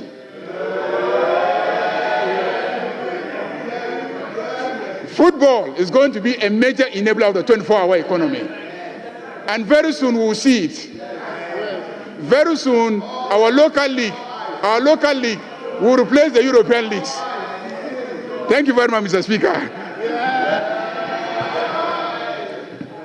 Thank you very much, honorable members. Let me add my voice by commending the individuals who are running football teams. Honorable members, it is not easy to run football team. Honorable members, football itself should be a game of peace. So a situation where football is characterized by violence is an idea which is not welcome. We have to do everything possible to avoid it. I would direct that the statement be transmitted to the minister responsible for sports and recreation. Thank you. Honourable members, there are two statements on local governance. One is by Honourable Faustina Elikplim Akurugu on deepening local governance in Ghana, addressing the challenges of unit committee members. Honourable members, the other one is local level stakeholder participation in local governance. A statement by Honourable Dominic Napari, MP, Senate East Constituency. Honourable members, I crave your indulgence to have these two statements taken jointly. I will then give the floor to Honourable Faustina Elikplim Akurugu. Honourable, you have the floor. Second Deputy Speaker should take the chair. Thank you, Mr. Speaker. I thank you for the opportunity to address this August House on the critical role of local governance in Ghana's democratic development, particularly addressing the challenges faced by unit committee members in our various local government units. Mr. Speaker, local governance continues to form the bedrock of Ghana's participatory democracy, ensuring that governance is brought closer to the people. Ghana's decentralization system, established under the Chapter 20 of the and the Local Governance Act 2016, Act 936, provides the framework for grassroots governance with district assemblies as the highest political and administrative authorities at the local government level. The unit committee, as the lowest structure of the local government, is essential in engaging communities, mobilizing citizens for development, and implementing policies at the grassroots level. However, Right Honourable Speaker, despite the importance placed on the unit committee, it continues to face challenges that hinder their work. A couple of days ago, I met with the representatives of Unit Committee, Members Association of Ghana. The membership, according to them, is 43,500. They asked me to present these challenges on the floor of this August House. In a petition presented to me, they requested an urgent intervention in addressing the following issues. 1, lack of empowerment. Mr. Speaker, the unit committee members feel disempowered due to insufficient authorities and participation in decision-making process. They therefore want to urge the Ministry of Local Government, Chieftaincy and Religious Affairs to provide clear guidelines that enhance their role in the decision-making process. 2, low recognition and compensation. Again, Mr. Speaker, the unit committee members state that there is noticeable low, if not absent, recognition and compensation for them. According to them, This lack of acknowledgement demotivates them and undermines their community and their commitment. They propose that a structured compensation framework be put in place to reward and motivate them for their time and efforts. 3, neglect by central government. Mr. Speaker, there is growing concern among unit committee members for neglect by the central government. According to them, this neglect is made manifest in limited communication, inadequate funding, and a lack of involvement in policy formulation that affects local governance. As a result, Mr. Speaker, they seek amendment in the Act to promote inclusiveness and participation in decision-making process and more engagement with the central government regarding local issues. 4, capacity building and training needs. Mr. Speaker, the unit committee members reckon that there is an urgent need for capacity building through training programs tailored specifically for committee members. Such training should be tailored to enhance their skills in governance, project management, conflict resolution, and community mobilization. 5, misunderstanding with zonal councils. Finally, Mr. Speaker, the unit committee members complained of rising misunderstanding with zonal councils, which disrupts collaboration and effective planning for community development. They recommend the establishment of regular dialogue sessions to foster understanding and cooperation. In conclusion, Mr. Speaker, addressing these challenges will go a long way to strengthening the effectiveness of unit committee in local government and ultimately lead to improving the local governance system and community development. I thank you, Mr. Speaker, for this opportunity.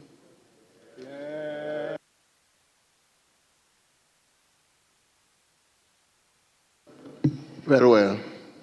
Honourable members, let me at this juncture also invite Honourable Dominic Napari, MP for Senate East constituency, to read his statement, which is of the same content. So, Honourable, you have the floor now. Thank you, Mr. Speaker, for the opportunity to make a statement on local level participation in local governance in the district assemblies in Ghana. Mr. Speaker, decentralization and local governance, which is considered an important element of participatory democracy over the past 3 decades, has seen increasing devolution of political and economic power to local government. Decentralization can be said to be a process of bringing public sector decisions closer to the people in order to empower local communities to actively participate in the prioritization, implementation, and monitoring of government development programs to the benefit of these communities. Mr. Speaker, this process should encourage more accountable and responsive governance to improve public service delivery efficiency at the local level and bring government closer to the governed. Mr. Speaker, it is in the light of the above that the 1992 Republican Constitution makes decentralization mandatory and provides that this country, Ghana, put in place a system of local government and administration which shall, as far as practicable, be decentralized, Article 241. In furtherance of that, Mr. Speaker, the Constitution tasks Parliament to enact appropriate laws to ensure that functions, powers, responsibilities, and resources are at all times transferred from the central government to local government authorities in a coordinated manner. Parliament operationalized this by the passage of the Local Government Act 1993 Act 462, which was later replaced by the Local Governance Act 1993 Act 462, which has later replaced 936 with the aim of enhancing local participation and to coordinating all local government laws into one legislation. Mr. Speaker, it is interesting to note that until the promulgation of the new Local Governance Act 2016, Act 936, the previous Local Government Act, Act 462, did not have any elaborate provision on participatory governance for citizens' engagement with the district assemblies. This gives rise to the absolute need for serious sensitization of the public and also local government practitioners on participatory governance at local level under the new Act. This, I believe, will enable us to achieve the promotion of popular participation in local level decision-making.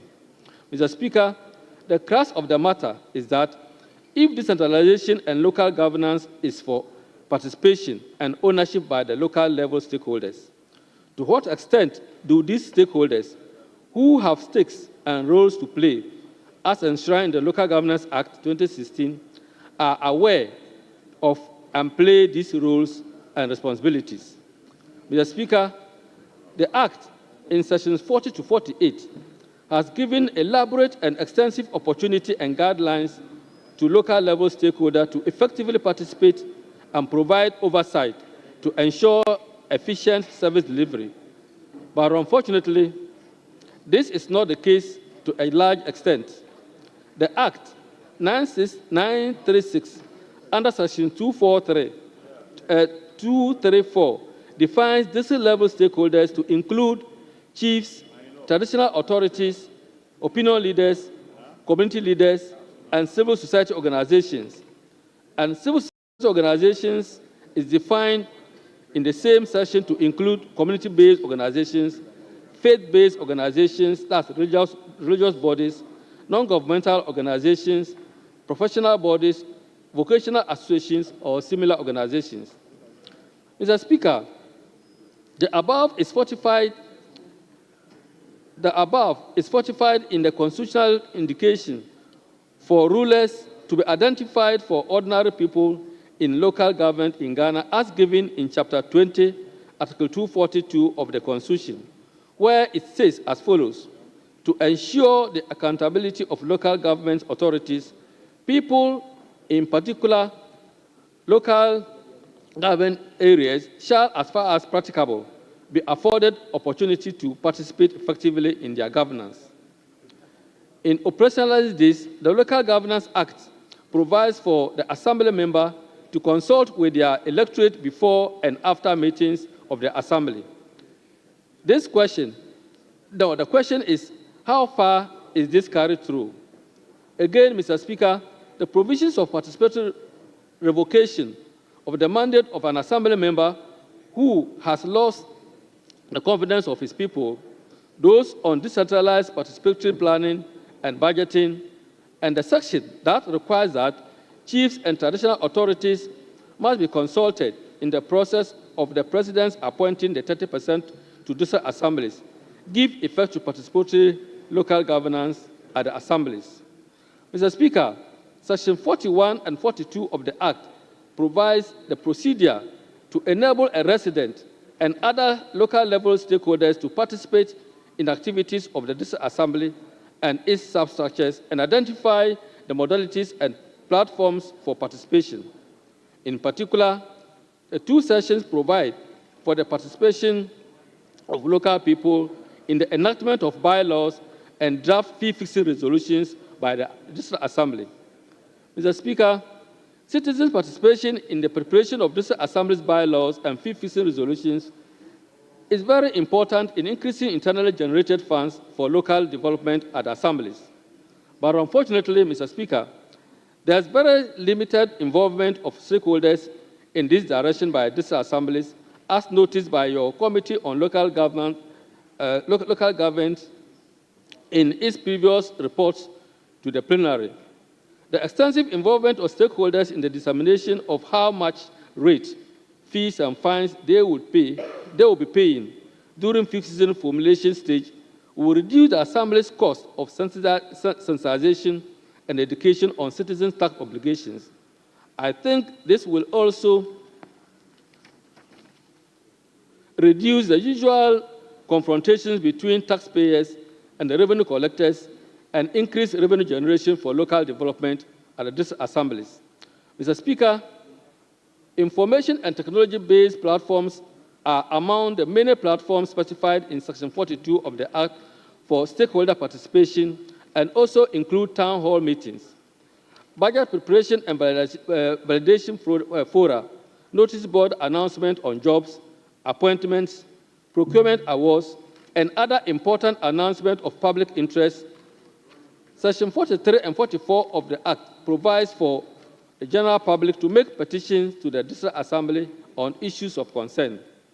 Section 44 makes it mandatory for a District Assembly to respond to petitions by citizens. All these are measures put in place to address issues of stakeholder involvement and participation. This is so important that the Act compels the District Chief Executive of every assembly to report on stakeholder participation in activities of the District Assembly as stated in Section 45 of the Act. This will ensure that district assemblies make conscious effort to involve the local people. Mr. Speaker, it is curious to know that even before the passage of the Right to Information Act 2019, Act 989, Section 47 of the Local Governance Act 2016, Act 936, had provided the public access to information from district assemblies. It provides that every resident in a district assembly shall have access on request to information held by the district assembly or a department of the assembly, subject to limitations imposed by law. It is strange, Mr. Speaker, that this provision was not being employed by the media and the general public, but we're only waiting for the passage of the Right to Information Act. Perhaps this justifies my earlier call for a serious sensitization of the public on the provisions of the new Local Governance Act 2016. Mr. Speaker, the requirement of the assemblies to observe the principles of inclusion and integration of minorities and marginal groups in society is so important that the Act, in Section 48, has compelled district assemblies to observe the following principles. A, protection of marginalized groups from discrimination of any kind, including discrimination based on language, religion, culture, national or social origin, gender, birth, descent, or other status. B, equality of treatment in each area of economic, educational, social, religious, political, and cultural life of the marginalized and minority groups. C, special protection to vulnerable persons who may be subject to threats or acts of discrimination, hostility, violence, and abuse as a result of their ethnic, cultural, religious, and other identity. D, special measures of affirmative action for marginalized and minority groups to ensure their enjoyment of equal rights with the rest of the population. E, respect for and promotion of the identity and characteristics of minorities. F, promotion of diversity and intercultural education. And G, promotion of effective participation of marginalized groups in public and political life. Mr. Speaker, if these assemblies were to implement these principles to the latter by instituting programs of pro-women and pro-marginalized affirmative actions, and the issue of abysmally low participation of women in governance, particularly local governance, would have been improved. Mr. Speaker, as a way forward, the relationship between the local government and the governed should be strengthened to reverse this situation of mistrust and disillusionment, and that both the local people and the district assemblies need to work together to rebuild and strengthen this relationship. By this, the citizens need to be more active, assemblies be more responsive and effective. The provisions must be operationalized and practicalized for popular participation to become a reality. Dominic, can you summarize it a bit? I'm almost done, Mr. Speaker. 6 pages. It's too I'm much. done, Mr. Speaker. Yes. Again, Mr. Speaker, I also think that we need to rethink participation in political process towards an engagement that is more deliberative and which can be understood as a right in itself to call for certain preconditions to be created, targeting the fulfillment of local needs. Again, I wish to suggest that the Ministry of Local Government and by extension the district assemblies engage in elaborate sensitization on the provisions of the Local Governance Act, particularly on sections 40 to 48. The non-governmental organizations and civil society organizations and the media who are also advocacy, who are into advocacy of local governance, even though they are themselves stakeholders, should also champion the advocacy on participatory governance. Finally, Mr. Speaker, in order that the district assemblies will be more responsive to issues of stakeholder participation and report appropriately, as contained in Section 45 of the Act, I suggest that the local government ministry include participatory governance at the local level as a qualifying criteria for the district performance assessment tool, DPAT, emphasizing on their responsiveness to issues of inclusiveness and integration of minorities and the marginalized group. Mr. Speaker, I thank you for the opportunity. Thank you very much. Honourable members, I think we've made this admonition in the House before. We normally have so many statements. So if you are bringing your statement, please make it a bit brief, not more than 2 pages, so that we can accommodate more statements. Dominic, yours says 6 pages. It's too much. Please, let's take it. So the whips, I think this morning we discussed it at the president. The whips, please ensure that the statement received from members are at least not more than 2 pages, so that we can accommodate more. Yes.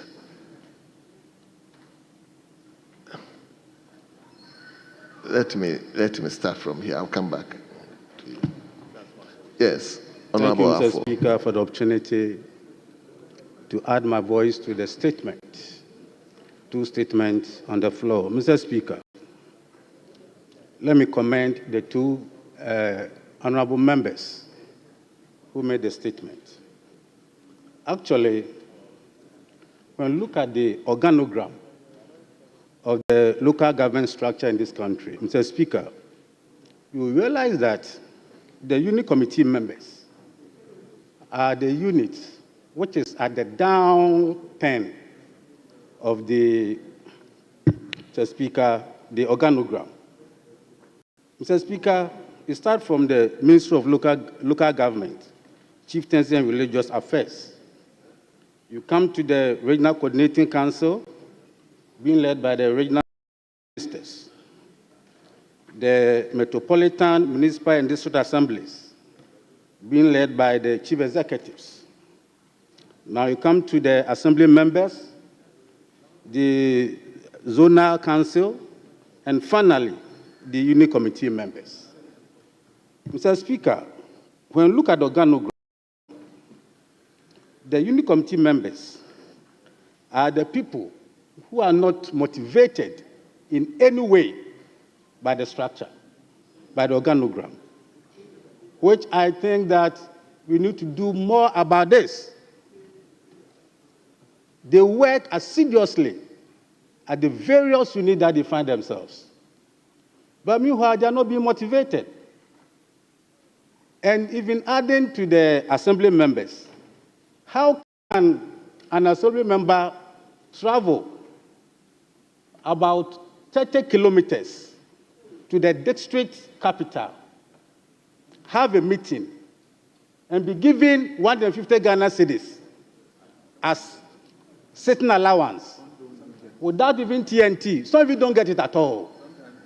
So, Speaker, it's something we have to look into it. and they are working for the country. And therefore, we need to do so much about it. Mr. Speaker, I will urge the chief executives to make sure that they increase their IGF at wherever level they find themselves, municipal, district, metropolitan, so that they can use some of these funds to motivate them so that they can work and work well. Thank you, Mr. Speaker, for the opportunity. Thank you so much. Thank you very much. Let me come to Honorable Member for Damango. Thank you very much, Right Honorable Speaker, for the opportunity to contribute to this statement ably made by my colleague, the Honorable Faustina Eliklem Akurugu, on deepening local governance in Ghana. Mr. Speaker, this is a very important subject, and indeed, it is just as well that the Honorable Member has brought it on the floor of Parliament, since the President is just about announcing and appointing metropolitan, municipal, and district chief executives. Mr. Speaker, one of the biggest problems we have as a country, one of the major problems we have as a country, which has become a stumbling block to our development, is that, Mr. Speaker, we say we practice decentralization, but when you look at it critically, we really do not practice decentralization, and we are not deepening local governance in our country. So, Speaker, I'll begin with the first example. The first example being Common Fund. The administration of Common Fund, as it was originally conceived, Mr. Speaker, was to have a common fund, which will be the fund where we will tap into to resource district assemblies, resource electoral areas, resource unit areas, so that the development will take place at the district assemblies. Mr. Speaker, but we all know that across the political divide, government after government, the common fund, which is supposed to be decentralized, which is supposed to be disbursed to the local government structures, is mostly centralized, where procurements are done at the center and then payments are done directly from the common fund, and the assemblies are given the procured items, whether or not they need them. Nobody asks any question. Mr. Speaker, if you go to my constituency of Damango, the needs of my constituency of Damango, Mr. Speaker, will be different from the needs of the constituency of, say, Zibila or somewhere, or Famina, indeed. Mr. Speaker, which is why, if you allow me, the story is told of an NGO which built a borehole in the center of a village and believed that they had built a borehole to alleviate the sufferings of the women so that the women will not trek long distances to fetch water, only for the women to abandon the borehole and continue to go down the stream to fetch the water. And when the investigation was done, that was the only time they also got the opportunity to escape from homes, to chat, to gossip about their husbands, and so on and so forth. And therefore, to tell them to fetch the water from the center of the village was problematic for them. And that is why, Mr. Speaker, we have to have tailor-made development. Mr. Speaker, when you go to the United Kingdom, there's a department called the Department for Environment, Food and Rural Affairs, DEFRA. It's a very important, powerful department in the United Kingdom, which is responsible for rural development and rural affairs. Mr. Speaker, you are familiar with council homes. That is how many people came to own homes in the United Kingdom. Council homes. These are all decentralized structures. And also the question of getting our local government structures to be able to generate their own revenue and generate their own resources. And then the issue of capping.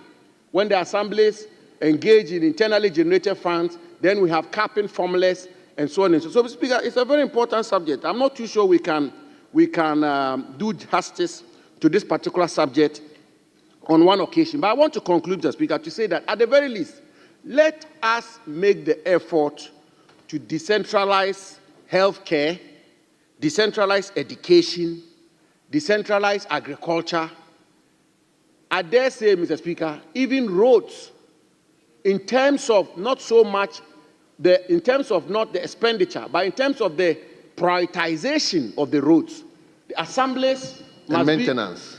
The maintenance as well. The assemblies must be in the position they should be given the authority to determine which roads are their priorities. And indeed, Mr. Speaker, rural economy. The major problem we have in our country is rural economy. And almost every town or village of significance or substance in our country has a market. It tells you how driven, how entrepreneurial our people are. And so, Mr. Speaker, we are hoping that the new Minister for Local Government, the Minister for Health, the Minister for Education, the Minister for Agriculture, the Minister for Roads, and the Minister for Finance, of course, will put in place the formula and put in place the right policies to ensure that we deepen local governance in our country and ensure that we take development to the grassroots of our people. Mr. Speaker, I thank you for the opportunity. Thank you. Thank you so much.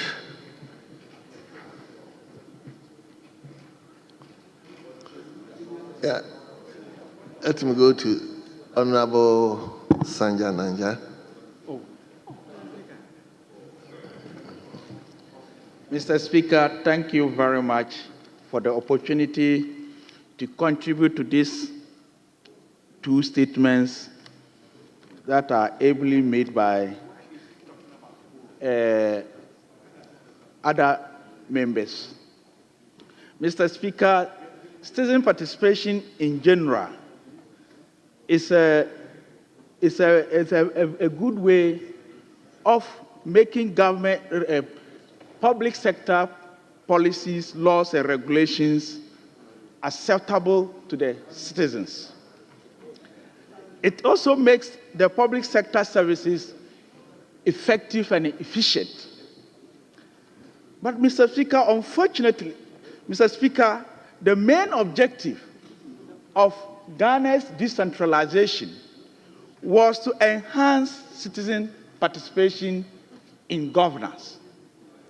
But unfortunately, Mr. Speaker, it is either the local authorities are not affording the citizens the opportunity to participate, or the citizens themselves are not just interested in participation. And this is manifested in the district level elections. As compared to the general election, the voter turnout for district level elections has always been very, very low. In some instances, we get up to as low as 30% voter turnout. Mr. Speaker, the rate of voter turnout in an election gives credence to the subject under consideration. Mr. Speaker,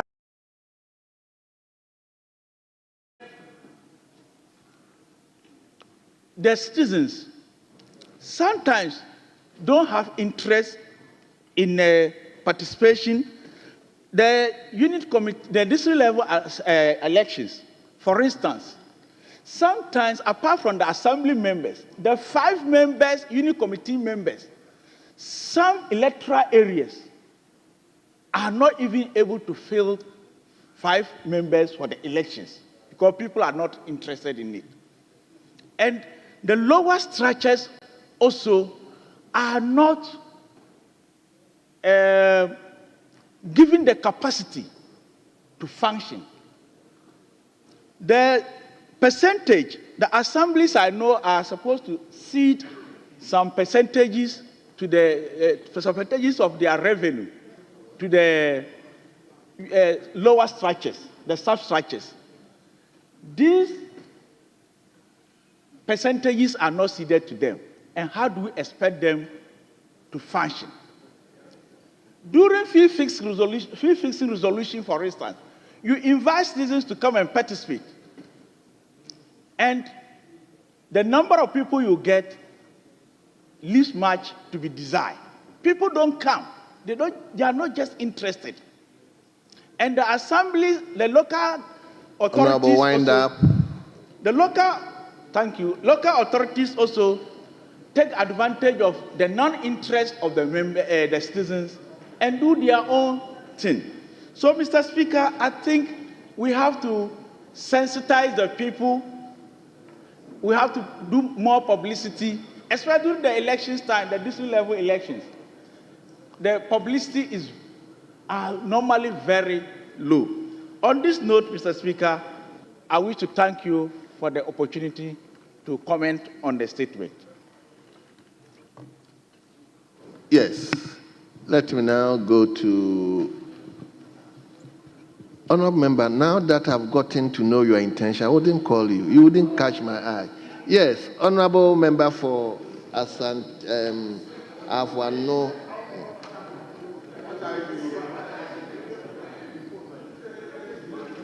Yes. Thank you very much, Honourable Speaker, for giving me the opportunity to contribute to what the makers of the statement have said. Mr. Speaker, to ensure effective local governance and decentralization in Ghana, I think we should look at how to resource the actors of the local governance in Ghana in discharge of their duties, be it the executive, the legislative, and deliberative functions of the various assemblies. Mr. Speaker, let me zero into the consultations of honorable assembly members before and after assembly meetings. And Mr. Speaker, honorable members of the various... Yes. Yes. Thank you, Mr. Speaker. Mr. Speaker, I think the seats there are for leadership. Who? The seats, the front seats, they're for leadership. And therefore, I don't know why they keep sitting there. We have a convention in the House.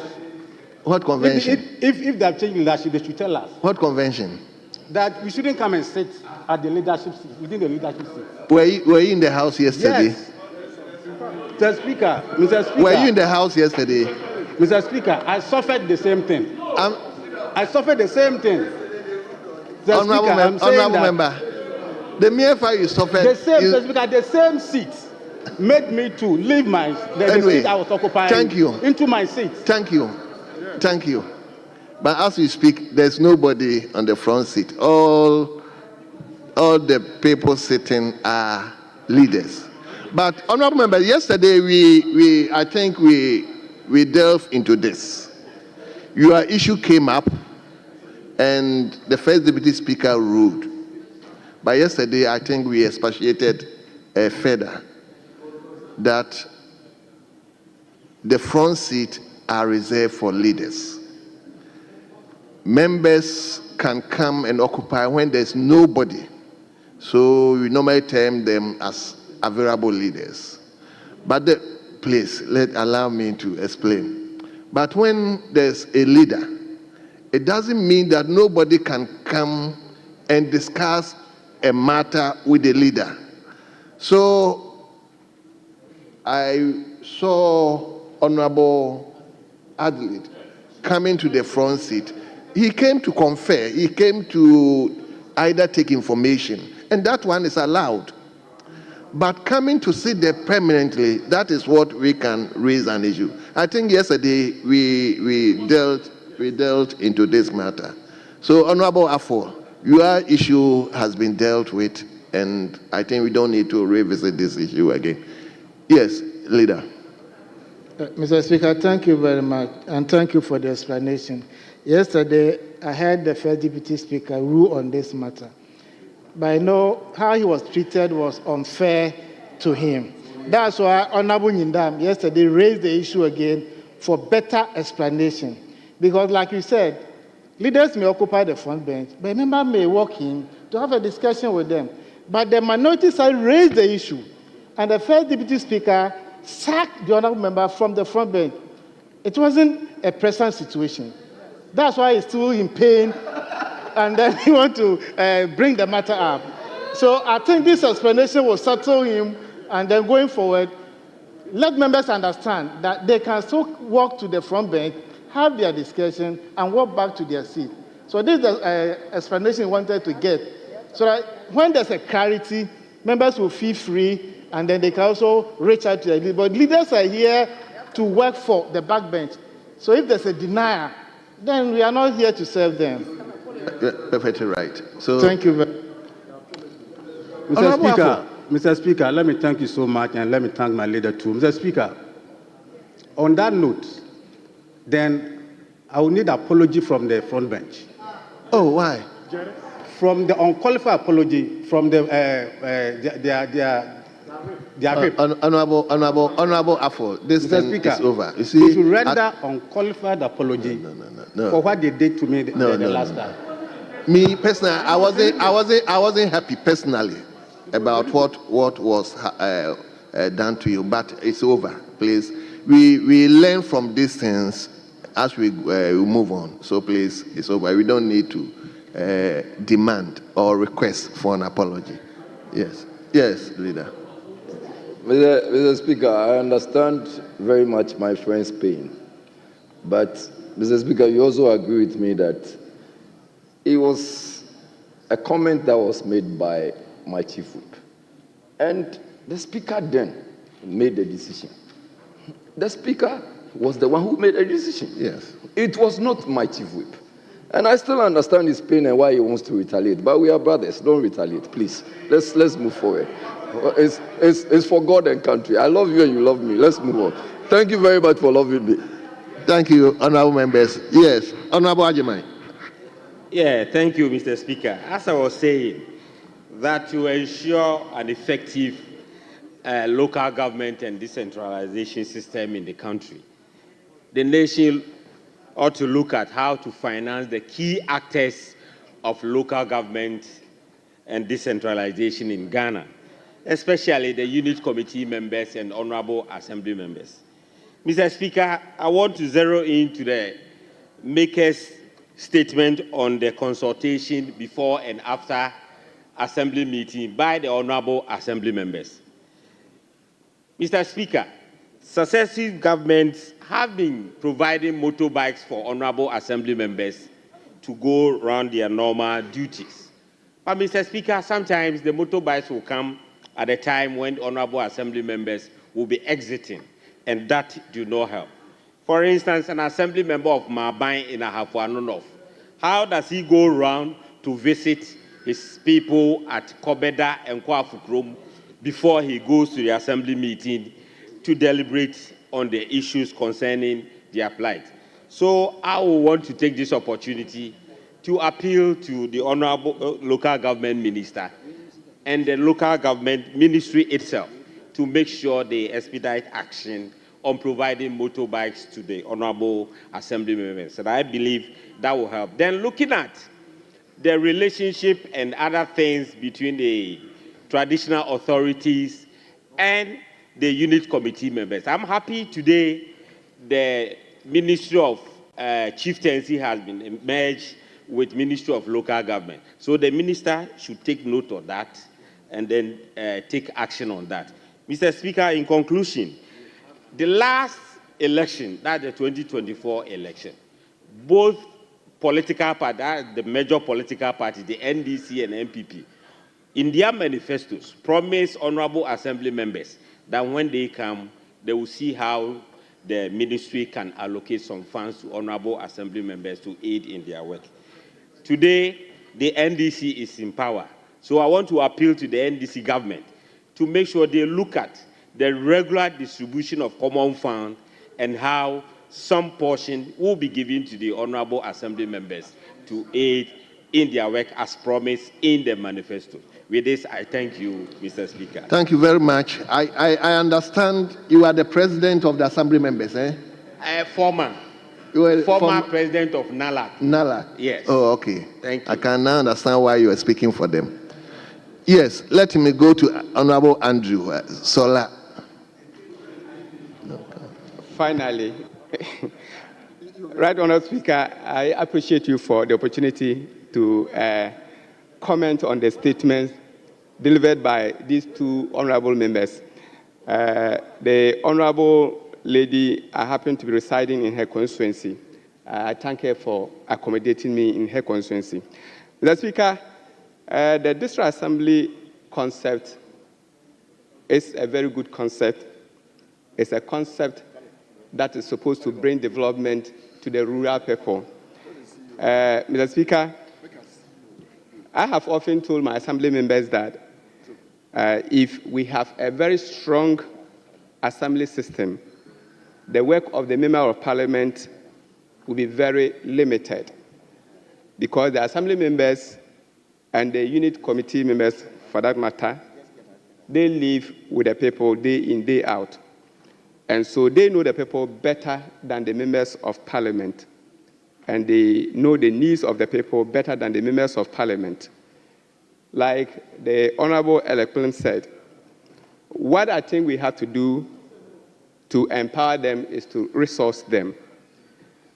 We, those who come from the rural areas, can testify to the importance of the unit committee members.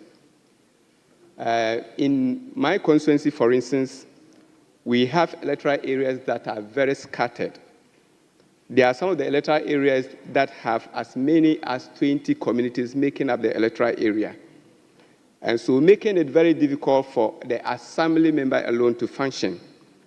And so that is why we think that the unit committee members should be seen as very important persons when it comes to helping send development to the people, helping carry information to the people, and helping solve the needs of the people. And so, Mr. Speaker, she indicated the need to empower them by way of training or developing their skills. It is very necessary for us to do that, because in some of the communities, they serve as the teachers. In some communities, they serve as the medical officers. They serve as everything. And so if they are empowered financially and technically, they will play their role to the expectation of the community members who elected them. My colleague, Honorable Sanja, in contributing, indicated the low patronage of the unit committee level. It's a fact because they don't have any benefit. They spend money to get the forms completed. They spend money to go run to campaign. On election days, just because you're surprised to hear that you would have to transport people to voting centers. And unit committee members and assembly members have to do that from their pocket. Meanwhile, they do not have any allowance. And so it only takes a person that is dedicated and committed to the service of his community or her community to volunteer to contest as an assembly member or a unit committee member. So, Mr. Speaker, calling for resource is important. Mr. Speaker, I know there's no time. Let me conclude by touching small on Honorable Napari's statement. It is a fact that constitutionally we are supposed to consider stakeholders in the formation of the District Assembly, especially when it comes to the appointments by the President. We need to consider carefully the people we select on the government appointment. The President appointment. We need to get the people who have the skills. We don't just have to pick party members, but people who have the know-how, traditional leaders, NGOs, faith-based organizations, in fact, people with the expertise to serve as government appointees, so that at the end of the day, we would carry home the development that government wants to send to the people. I thank you once again, Mr. Speaker, for the opportunity, but with the presence of His Excellency John Dramani Mahama, he promised assembly members, I know he's going to deliver on his promise. We are going to send development to the doorsteps of the people. We are not going to award contracts from Accra. We are not going to award just road grading. Honorable, thank you. Thank you so much. Thank you, Mr. Speaker. Thank you. Yes, let me go to Akim Odan. Thank you very much, Mr. Speaker, for this opportunity for me to make a comment on the two statements that have to do with local governance in Ghana.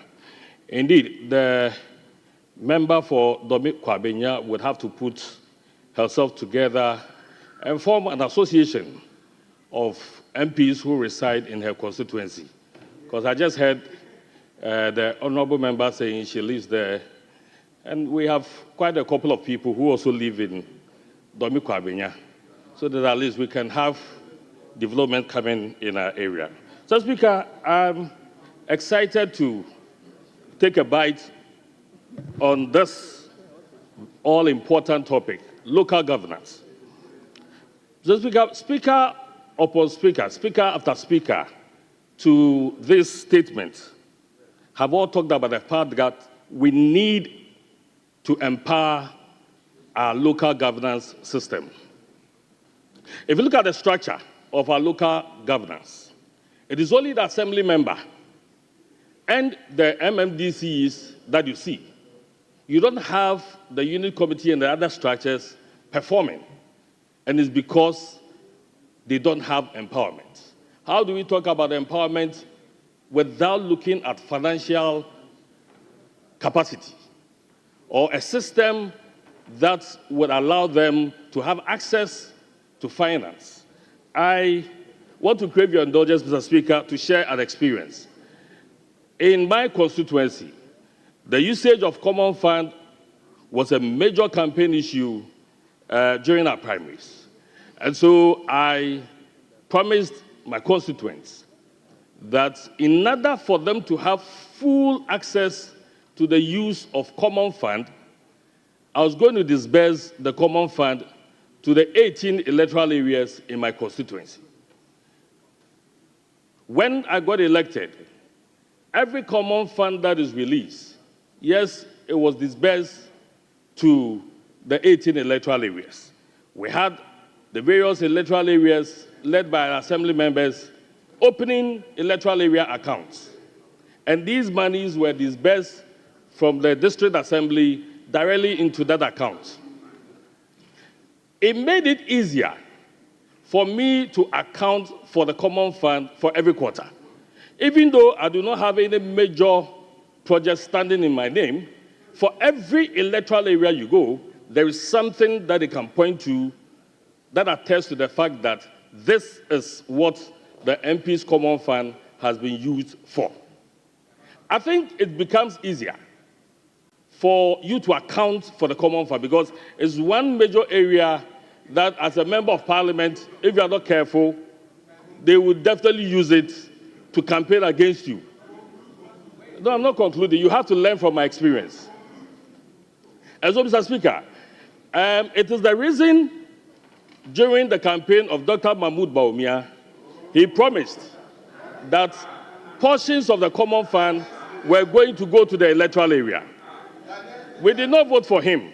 But once the NDC promised that they were going to pay assembly members, we are quietly waiting for that promise, because if assembly members are going to be paid, it would entice people to come and volunteer to become assembly members and to be voted for. After you have paid them, let's ensure that we have resources that will go directly into the electoral area, because we know the assembly common fund, when it goes to the district assemblies, they get into major projects and the electoral areas do not benefit. Mr. Speaker. Thank you. Thank you very much for this opportunity. Yes. No, let me go to the first timer. Yes, my brother. From where? Asutifi North constituency. Asutifi North. Oh, okay. Thank you, Mr. Speaker, for giving me the opportunity to comment on the two statements. However, my interest is rather going to be on the statement by our colleague, Member of Parliament for Dome Kwabenya. with the plight of unit committee members, having been an assembly member and a presiding member before, I have a personal encounter with them. And I think it's right that as members of parliament, we look at how our unit committee members are treated. In fact, the district elections is designed to bring democracy and governance to the doorstep of Ghanaians. And if you look at the structure of our local government, the Constitution and the Local Governance Act provide the framework for such structures to exist between the Assembly and the Unit Committee. These substructures are composed mainly of the unit committees and the elected assembly members. We have the town councils, the zonal councils, and the area councils. If you go to the area councils, they are composed of elected assembly members within that area, and then not more than 10 unit committee members. That is, the composition is 15. So you realize the unit committee members have majority numbers in terms of the composition of these area councils. However, at the end of the tenure of these unit committee and assembly members, it is only the assembly members that provisions have been made for them to determine their emolument. But these unit committee members are the focal point for local engagement. If you look at the functions of the unit committee, Mr. Speaker, you realize they are to assist the area or urban councils to enumerate and keep records of all rateable persons and properties. And it is as a result of this that the Assembly can generate IGF. But in the disbursement or the usage of this IGF, the unit committee members don't even see how they are used. So I think it is at the right time that we look at how these unit committee members are treated, especially when their tenure of office is getting near. The assembly members are given motorbikes, but the unit committee members don't even have a bicycle to even go to the various areas. Thank you. And so I think the local governance minister should look at this and consult in getting some of these concerns addressed. Thank you, Mr. Speaker. Thank you very much. Should I come to leadership? Yes.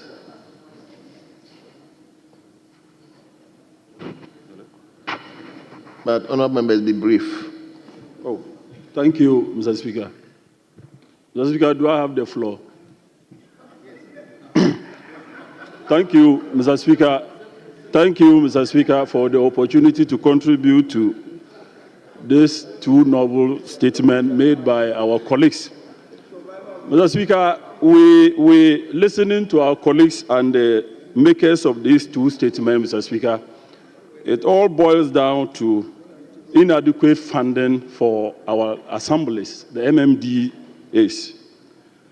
Mr. Speaker, we pretend to be releasing common fund to the assemblies, and the assemblies too are pretending to be working. Mr. Speaker, all of us know the cost, the cost of 3-unit classroom block. Mr. Speaker, how much do we send to the assemblies from the Common Fund Secretariat?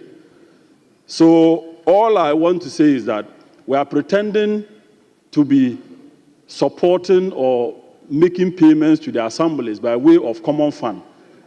All the contributors and the makers of the statement, the challenges of the assemblies are that they are not adequately resourced. So they cannot actually bring the governance that we want to the doorsteps of the people. So we have to look at the funding. How do we fund the assemblies?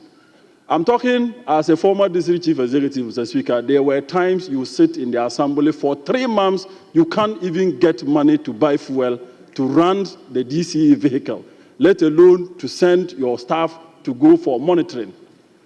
Mr. Speaker, we approved this Assembly's common fund formula in this House. Monies that are supposed to send to the assemblies are not sent. We sit at the Common Fund Secretariat, procure equipment, procure logistics to the assemblies when the assemblies do not even need this equipment. Mr. Speaker, let's also look at the IGF, the law that should enable the assemblies to generate IGF. That law is moribund. Mr. Speaker, poll tax. Poll tax, if you go to collect poll tax, Mr. Speaker, at the end of the day, the cost of collection is higher than what you are going to collect. So we need to look at the laws too, so that we can empower the assembly. Let's fortify the assemblies so that they can generate, more IGF. Mr. Speaker, political interference is one of the challenges that face most of our assemblies. As a district chief executive, Mr. Speaker, you are protecting your seat. So you dare not even go to say that people should pay property rate, people should do ABCD for you to generate enough money for the assembly, because your party will come after you. Your party chairman will not understand why you are asking them to pay property rate. Mr. Speaker, so we need a holistic discussion on this matter. Very good statement. Let's just don't talk about it and throw it to the dogs. Mr. Speaker, refer this statement to the local government committee so that we can discuss it and make serious recommendations. Particularly the Common Fund Secretariat, they should stop deducting monies that are meant for the assemblies. We should not. If we continuously doing that, we will be pretending to be working, we'll be pretending to be at least sending governance to the people. Meanwhile, we are doing nothing. Mr. Speaker, how on earth can you send 400,000 to the assembly when you know the cost of a unit classroom, 3-unit classroom block? Mr. Speaker, when I was DCE, we were guided that anytime common fund is released, we should be embarking on at least projects, physical projects, construction of chiefs compound, construction of 3-unit classroom blocks. So anytime payments were made, they want to see the DCE making payment or allocation for the construction of physical projects. Now, if you want, go and check the assemblies. The monies that are being sent to them, Mr. Speaker, they just use it for the day-to-day running of the assemblies. No assembly can physically show that this is what they've used their common fund for over the period. So, Mr. Speaker, we cannot be pretending to be developing our people. Thank you so much. I've enjoyed your submission. Indeed, you were a former DC. Let me come to leadership. You didn't take your time. So, minority leadership. Thank you very much, Mr. Speaker. I want to take this opportunity to thank the maker of this statement. I know that he is somebody who has been in the local government committee for quite some time, and all the observations and all the monitoring that has been made, that has necessitated the maker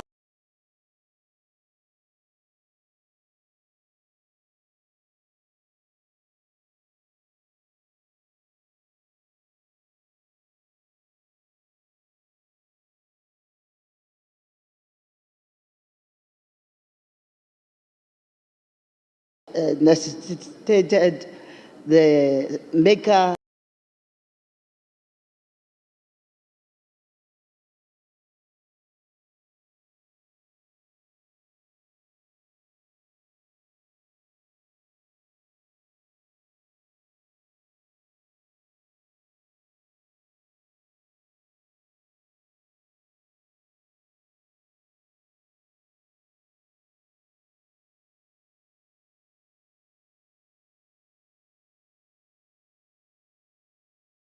the need to review a number of things.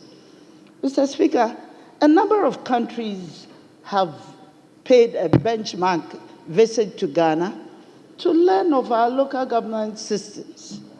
And the interesting thing is that they've gone back to improve on what we have. And it is very interesting. I will cite the case of Zambia. Zambia learned of our 1,000,001 constituency system, In order to progress development, what Zambia has done is to set up a development committee. And that development committee, you have representatives from the local government, from the district assembly executive, you have a representative from the MP of the area, you have representatives who are stakeholders, who come together, plan what has to be done within the municipality or the district, and then ensure its implementation and execution. Mr. Speaker, because of that, you can visibly see development taking place in Zambia as we speak now, because it has been devoid of a chief executive undermining the MP. It is devoid of the MP quarreling with the chief of executive for non-releases of funds. It is one good structure which is enhancing development within the Zambian country. It is something that we should pay attention to and try to improve on what we have. We can't always sit down and pride ourselves and say, oh, we have the best, when we are not reviewing. It is important that we review the structures, the systems that we use to operate. One thing, Mr. Speaker, that I would want to discourage, I don't mind how people look at it, is to look at the system of paying unit committee members. Please, they work within a very small area where they are the monitors of how the communities are developing. It is important that these people, they don't incur any cost. I have never been for the idea that we should be buying motorbikes and paying ex gratia to assembly members. It's something that I really don't subscribe to. It is important that we look at systems that will help us to develop faster than we are doing. And it is also very good that we devoid ourselves of the clashes that we have within the system. That doesn't make us grow. The chief executive of that particular municipality has a singular responsibility to ensure that you mobilize funds to undertake other responsibilities of the municipality, and not for development. The development has its own committee that pursues the development agenda. With these few words, Mr. Speaker, I thank you for the opportunity. Thank you. Yes, Majority Leadership. Mr. Speaker, thank you very much for the opportunity. And let me thank the makers of the statements. I think it's very important that they brought this issue to the fore, and we can't exhaust it today. So going forward, we need to avert our minds to issues raised in those statements so that we can at least start implementing some of the proposals put forward before us. Mr. Speaker, before I touch on the statement, the issue raised by the Deputy Minority Leader in respect of the payment of unit committee members, assembly members, and the rest, in the NDC manifesto, we did promise that we'll give some allowances to the unit committee members and then the assembly members. Because the issue is, we are now taxing them to collect data, deaf and BEF, from their communities. So even if they are to forward this information through text messages, who is going to take care of the data that they are going to use to send this information? If they are to travel to the assemblies, who is going to pay for the fares? So at least if there are some motivation, it will let people also give out their best. Assembly members attend meetings, and the DCs will tell them there is no common fund. So even the allowances, the 150 cities or the 100 cities they are giving them, they can't pay. Some will run to 3 or 4 months before they can even find money and give to assembly members. So the next sitting, if you invite them, they will not attend the meetings. So these are some of the issues we need to have a very better understanding and put it before all of us, especially after the presentation of the budget. The formula will be presented to us. We are going to approve the formula. Leader, you are aware, even in the formula, about 50% of the allocation is disbursed in Accra here. Care lepers, youth development, school feeding. So in the Constitution, Article 252 is telling us that we should transfer not less than 5% to the local assemblies for development. The question is, do they get a 5%? Even from the finance ministry point of view, sometimes they transfer 3.5 or less than the 5%. We have promised to transfer 7.5%. It is in our manifesto. So help us to walk the talk, and let's make sure the 7.5 gets to the assemblies so that they can use these monies for local development. Mr. Speaker, I was a member of the local government committee. We were given an assignment to tour the whole country to monitor projects. That was the past 4-5 years ago. Leader, we went to Volta region, Eastern region, Ashanti region, and Western region. You go to the assemblies and you identify a project. You ask them, who is the contractor? They don't know the contractor. Who is the consultant? They don't know the consultant. What is the project cost? They don't know. And the DC will tell you, we have invited them for a meeting, and they don't want to even attend our meetings. So who is supervising the work? Meanwhile, the structure is developing at this municipality, but he doesn't know the contractor. So if there are defects, how do you correct it? So we are doing decentralization, but we are holding back the activities of the local assemblies. We sit in Accra, award contract, make payments in Accra, and the people at the assembly, sometimes they don't even need the project. They have their own needs. We need to review it. We need to sit down with them, let them give us their priorities so that we invest the money into those areas. You mentioned the 1 million per constituency that the Zambia people came and tapped on it, and they've enhanced it, and it's helping them. In our constituencies, who can tell me he's aware of $1 million transfer to the constituency? So on paper, we are doing well. But if you go to the ground, we are not walking the talk. It was a propaganda thing we did. Unless we have evidence to prove that Bia East, for the past 8 years, we transfer 8 million Ghana cedis. These are the projects. And these are the projects we use the money to execute. So, Mr. Speaker, we do propaganda with everything. Yeah, hold on, let me give it to them. So, Mr. Speaker, enough of the talking. Let's stop the propaganda. Let's make sure that what we are saying is what we are doing on the ground. You can't announce to the whole world that every constituency has received 8 million Ghana cedis worth of project. Meanwhile, you have not transferred even 500,000 to the assemblies. What kind of local governance are we talking about here? Mr. Speaker, the local governance service, they sit in Accra, do recruitment, transfer or post these officers to the local assemblies. The DCs are not aware, they don't know their background. You go to some assemblies, you have about 3 deputy coordinating directors sitting idle, no space to even work. But every month, they draw salaries from consolidated fund. Are we not wasting resources? So these are some of the issues we need to come together as a house and deal with them.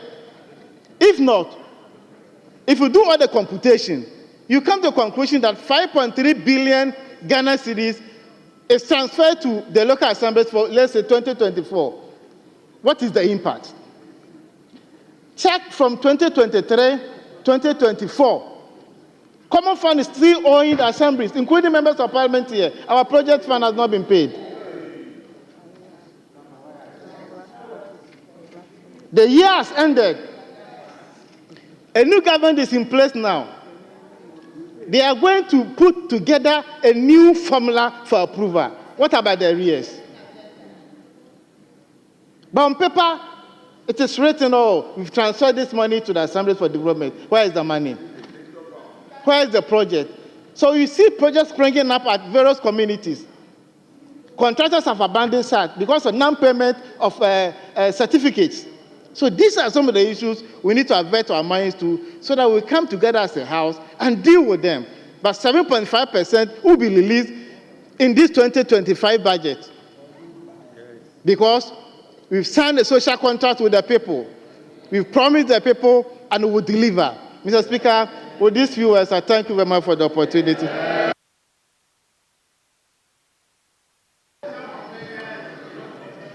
You want to speak? It's just a matter of information. It's point of information. Point of information? Yes. But I gave you the floor. You didn't speak. No, it was because of what he said. Mr. Speaker, it was because of what he said. Honorable, why? Honorable members, please. Mr. Speaker. Yes, leader. The point is, yes, you wanted to raise a point of order whilst he was speaking. I gave you the opportunity, but you sat down. You didn't observe me. I gave you the opportunity. Mr. Speaker, with all due deference to you, I actually thought that you were asking me to sit for him to finish. Oh no, then he didn't get it. He didn't get it. But Mr. Speaker, you know I respect your seat, so fine. I did so. Fine. Mr. Speaker, it was just a statement or a point he made with reference to the fact that 1 million is paid into accounts. But you said so. If you check, members, please. So what was it? Mr. Speaker, all I'm trying to say is that those amounts of monies are not paid into accounts. They are given to the agencies that work. And when contractors are done working, they are paid. That is all. Well. Your information is well noted. Honorable member for Elmina. Why? Is there any issue? Yeah, he's misinforming the House. Yes. It was supposed to be $1 million to the assemblies.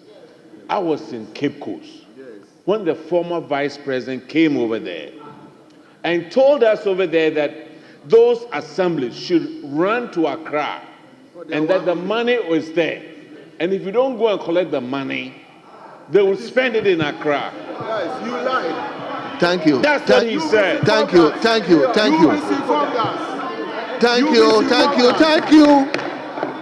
it was with you. Honorable member, it's okay. It's okay. Well noted. Well noted.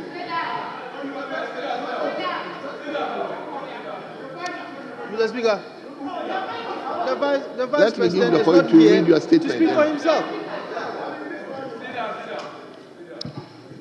Honorable members, I think these are red herrings. We don't need to. The statement has been made. It has been contributed to, and I think that is that. We don't need to move outside the jurisdiction. So, honorable members, let's take the next statement from honorable member for Tafo.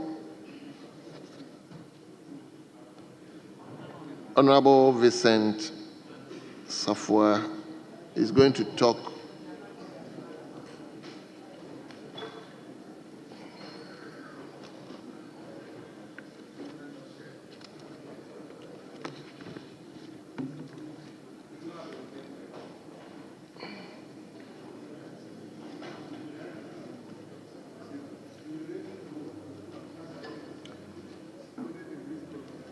Honorable member, you are going to talk on education at a crossroad. Education at a crossroad. Safeguarding progress in Ghana's educational sector, presented by Honorable Asafua. But Honorable, before you leave, let me acknowledge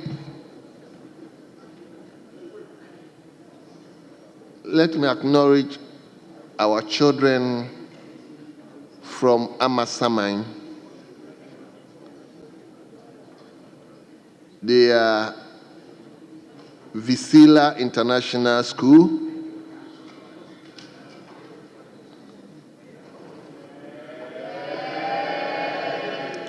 They are being led by Richard K. Miriku, who is a teacher in the school, and the school is located at Amasaman constituency. Amasaman, where is the MP? Yes, the MP is here. Yes.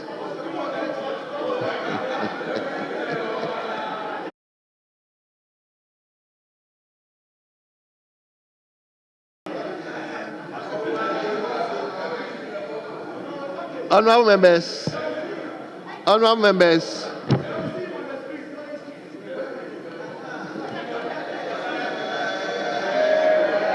yes, that's their MP. Yes, we are happy to see you here. I believe you are monitoring and studying what is going on here. Committee, and that development committee, you have representatives from the local government, from the district assembly executive, you have a representative from the MP of the area, you have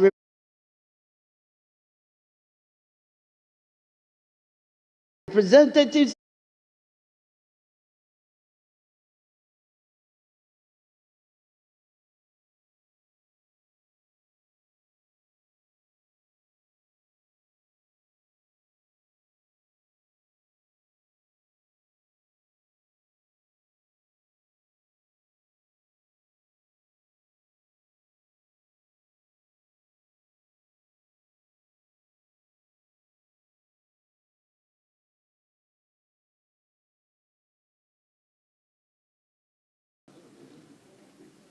Education remains. These moments serve as reminders that education is not just a policy area, but a fundamental pillar upon which societies build their progress. In Ghana, our educational journey has been marked by reforms and innovations designed to ensure access, equity, and quality. Policies such as the free senior high school education and the expansion of STEM, science, technology, engineering, and mathematics education, youth, and securing the country's future. It is within this context that we approach the recent decision by the government to establish an 8-member committee to organize a national education forum. Mr. Speaker, the National Education Forum is not a novel concept. It has historically served as a platform for engaging policymakers, educators, civil society, and stakeholders on critical issues affecting Ghana's educational landscape. However, the value of such a forum is ultimately measured by the quality of its recommendations, and more importantly, the government's commitment to implementing policies that uplift rather than destabilize the sector. We must also be mindful of the history, purpose, and outcomes of such engagement, particularly when they are convened under an administration whose track record in education policy has at best been inconsistent. Under the previous administration, education was not merely a subject for discussion. It was a priority for transformational action. Our government took bold, decisive steps to expand access, ensure equity, and improve quality, leading to some of the most significant educational reforms in Ghana's history. Some key policies implemented include free senior high school education, a revolution in access to education. The free senior high school policy implemented in 2017 broke financial barriers that had long prevented thousands of Ghanaian children from pursuing secondary education. This policy significantly increase enrollment, particularly among students from economically disadvantaged backgrounds, ensuring greater access to education for many. The policy's impact is evident in the record number of SHS graduates progressing to tertiary education, affirming its role in shaping the future of our workforce and national development. Expansion of STEM education, positioning Ghana for the future. Recognizing the importance of equipping students with 21st century skills, the NPP government made significant investment in STEM education. The establishment of STEM-based senior high schools, modern science laboratories, and training programs has enhanced Ghana's capacity to introduce world-class engineers, scientists, and innovators. By prioritizing STEM, the previous government laid the foundation for a technologically driven economy, ensuring that Ghana's youth can compete on a global stage. The government established the Ghana TVET service to improve the management and delivery of technical and vocational education and training. Several TVET institutions were upgraded, and new centers of excellence were built to enhance hands-on training and industry relevance. This move positioned TVET as a viable alternative to traditional academic routes, equipping students with employable skills. Transformation of the school infrastructure landscape. The government launched an aggressive school infrastructure expansion program to accommodate the growing number of students under the free senior high school education. New classroom blocks, dormitories, and science laboratories were constructed across various secondary schools. Mr. Speaker, to track and improve learning outcomes at the basic school level, the government introduced the National Standardized Test to assess primary 4 and 6 pupils.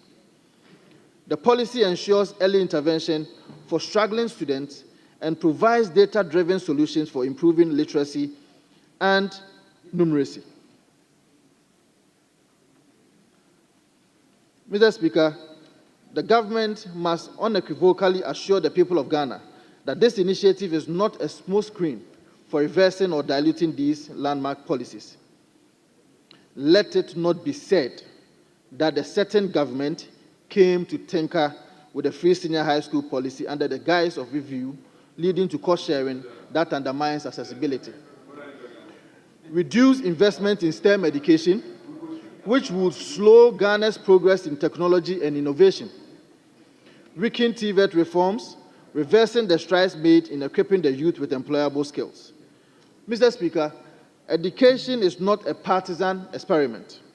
It is a national imperative. The reforms we undertook were not accidental.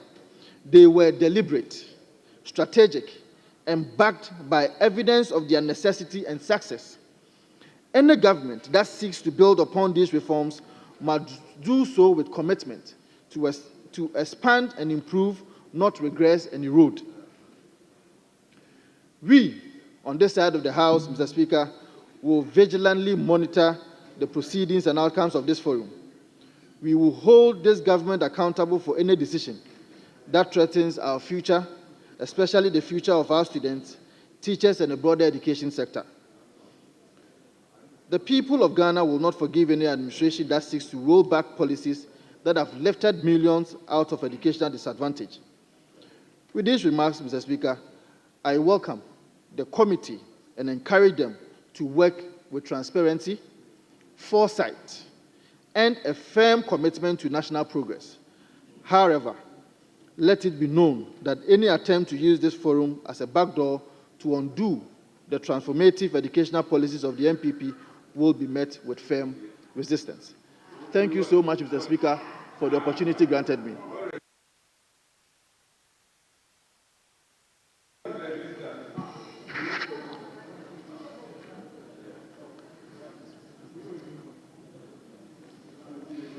Yes. Why should he sit down? Why should he sit down?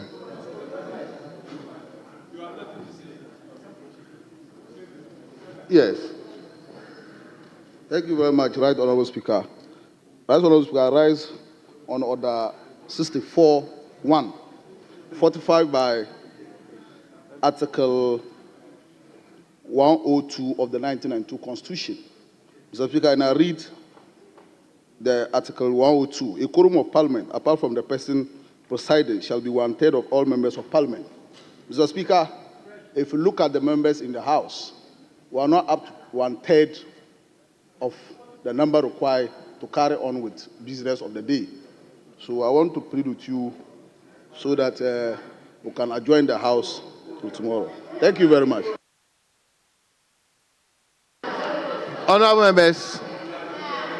Honorable members, please. Leader,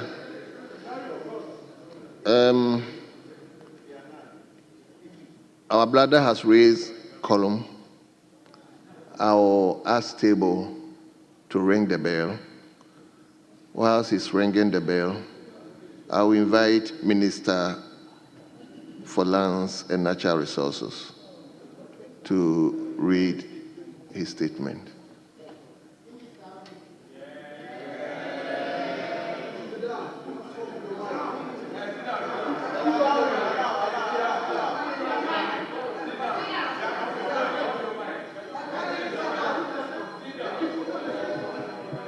Honorable members. Thank you, Right Honourable Speaker. Right Honourable Speaker. Yes, we will discuss this together. Because my brother, I thought he was going to comment on the statement rather than to raise a column. So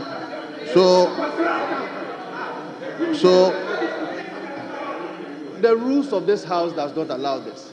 As soon as there is a statement, what I'm saying is we will discuss it together. Let's listen. There should be comments.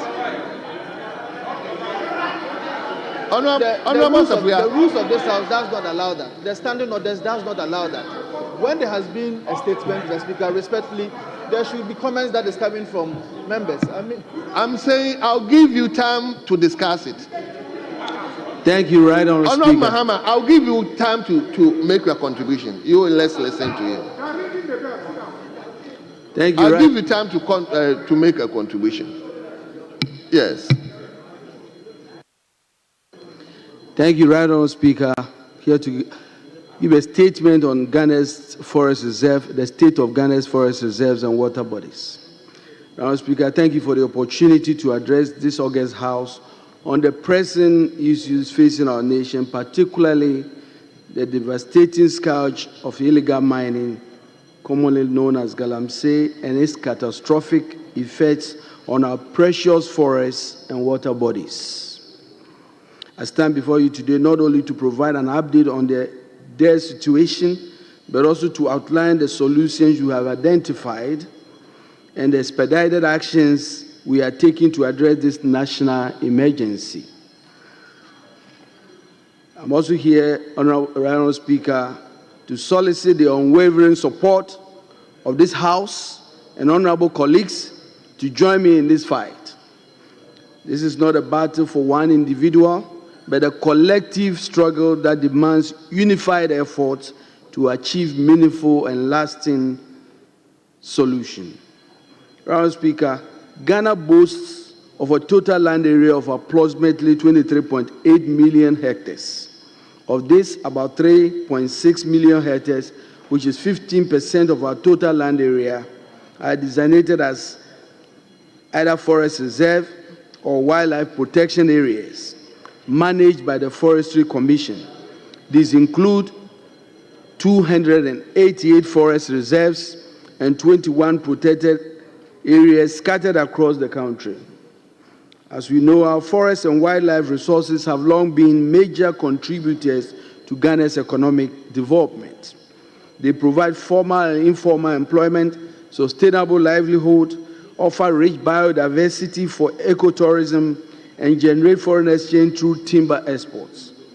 Beyond their economic value, our forests play a critical role in climate regulation, serving as nature-based solution to mitigate the impacts of climate change.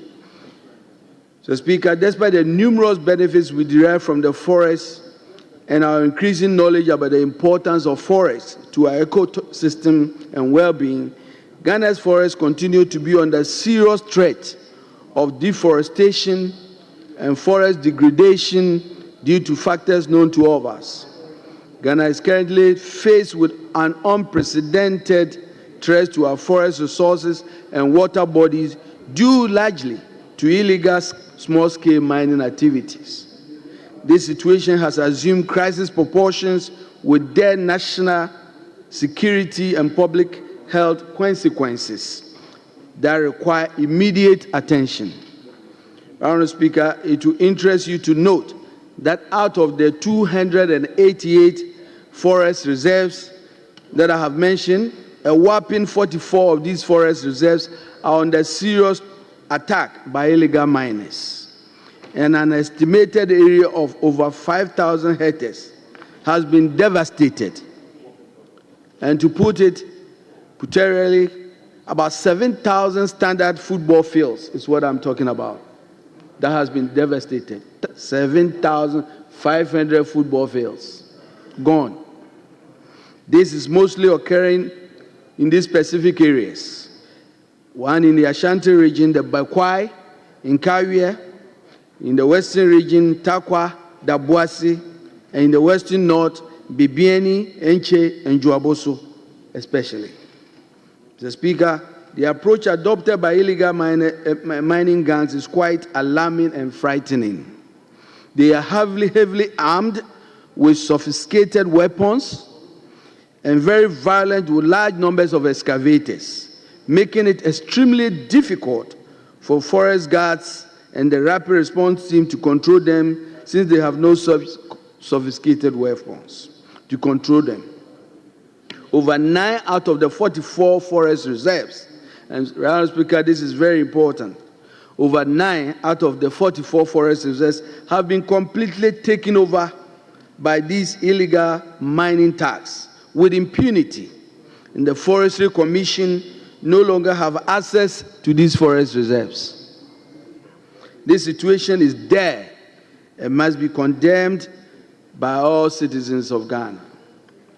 Mr. Speaker, the impact of illegal mining on our water bodies, which is the second phase, is critical and equally alarming. Among the 3 water basin systems in Ghana, which is the Volta, Southwestern, and the Coastal Western Basin systems, the Southwestern Basin system is most impacted. The rivers that form the Southwestern Basins are the Ankobra, the Pra, which is made out of Fame, Brim, and Odan, and the Tano and Bia. According to the Ghana Water Company, the normal turbidity levels for water under treatment should not exceed 500 NTU. However, the current turbidity levels of these water systems are between 5,000 and 12,000 NTU. The Ghana Water Company has had to shut down some treatment plants in Takwa at the point due to overpollution from Galamsey. The Speaker, the pollution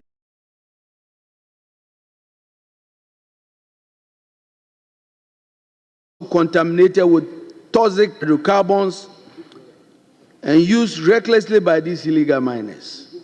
This is utterly unacceptable. We cannot afford to reach a point where access to clean potable water becomes a daily struggle for citizens. Mr. Speaker, this is the grim reality of the state of our forest reserves and our water bodies. This is indeed what we have inherited. It is a legacy of environmental degradation that we must confront head-on as part of His Excellency President Mahamad's Reset Ghana agenda. The outlook is undoubtedly bleak, but we are resolute in our commitment to reversing this crisis with your support. In line with this Reset agenda, I wish to provide highlight of some short, medium, and long-term measures that we have embarked upon to address this situation. In the short term, Mr. Speaker, we want to clear all water bodies from illegal mining activities through the use of river gas under our Blue Water Initiative. Details of this initiative will be provided during the launch of this initiative in the coming weeks. 2, engagement of stakeholders at all levels. Among other things, the intention is to strengthen our regulatory and law enforcement regime and get the buy-in of stakeholders on measures being pursued. And all the stakeholders must include our traditional authorities, municipal district authorities, civil society groups, our members of parliament, security agencies, state regulators, the judiciary, and here we will talk about the numbers. In the last few years, the numbers for prosecution for illegal mining is not very encouraging. Out of over 800, the number we had for people who have been prosecuted was less than 40. And so we need to look at that area as well. This is the reason why I'm here today, right on, Speaker. I wish to seek your commitment and the commitment of the leadership at all levels, including all political parties, including my friends on this side and my friends in the majority as well.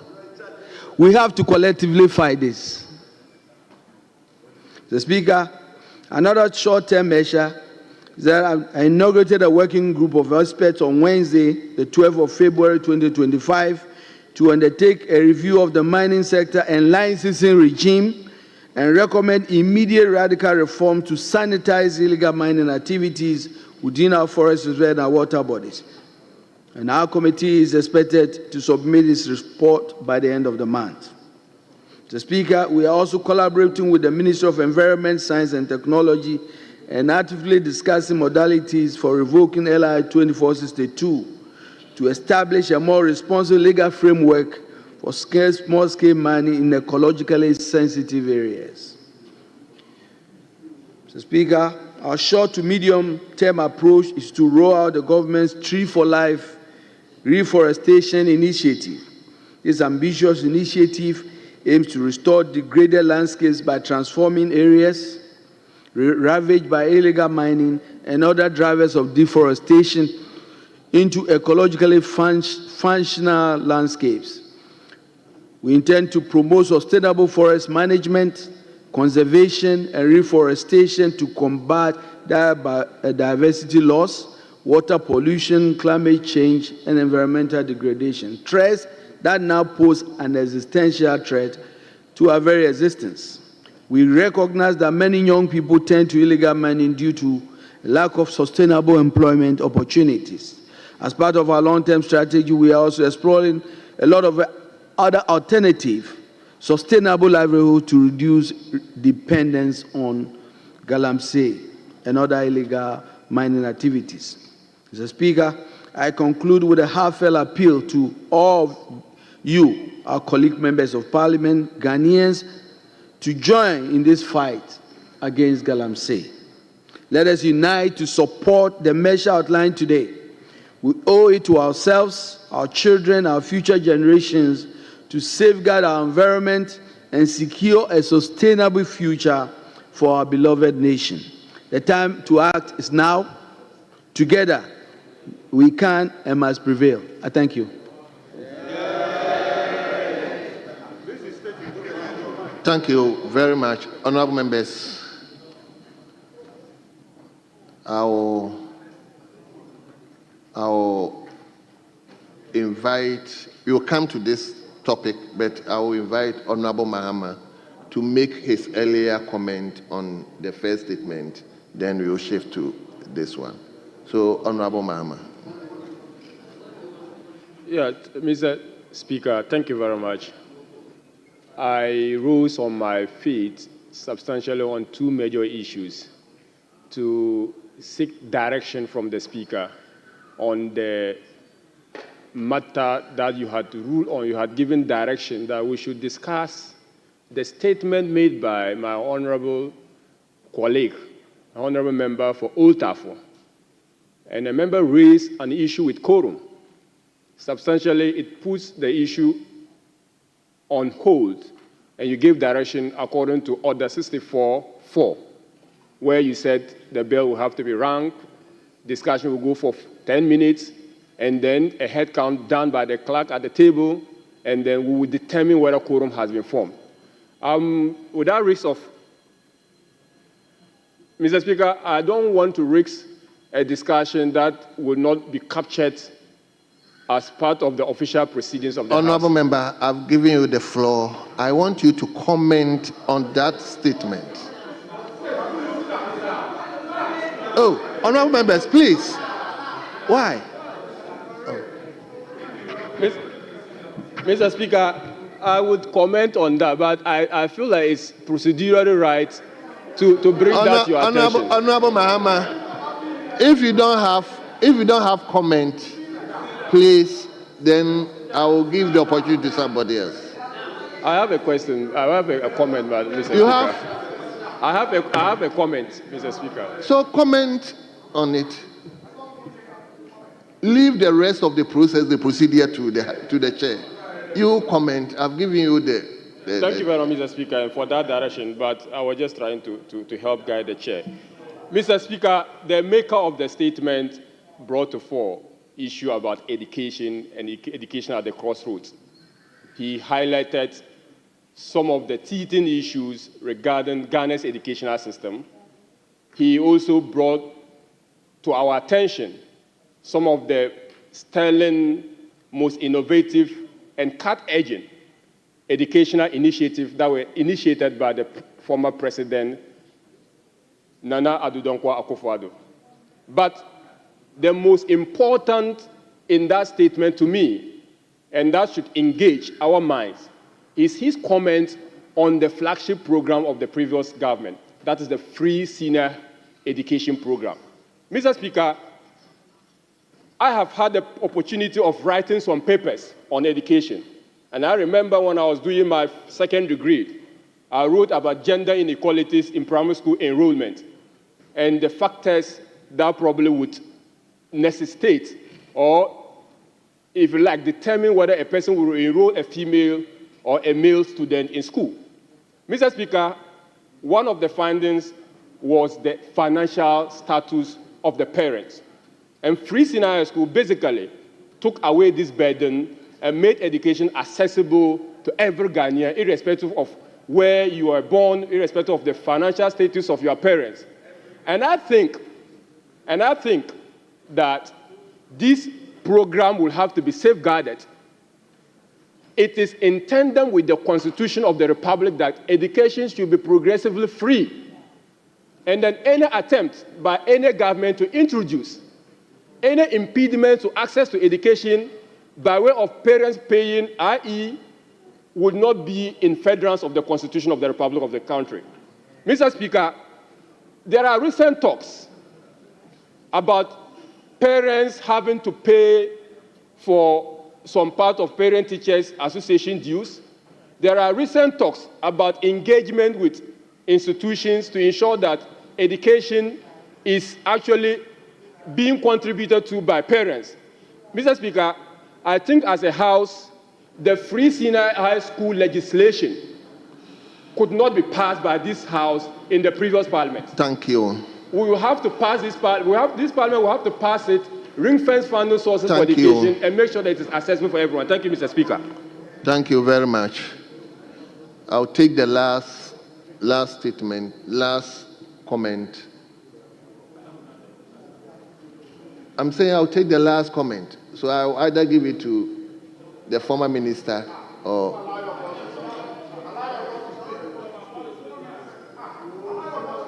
Please, I'm saying last comment. I'm indulging you.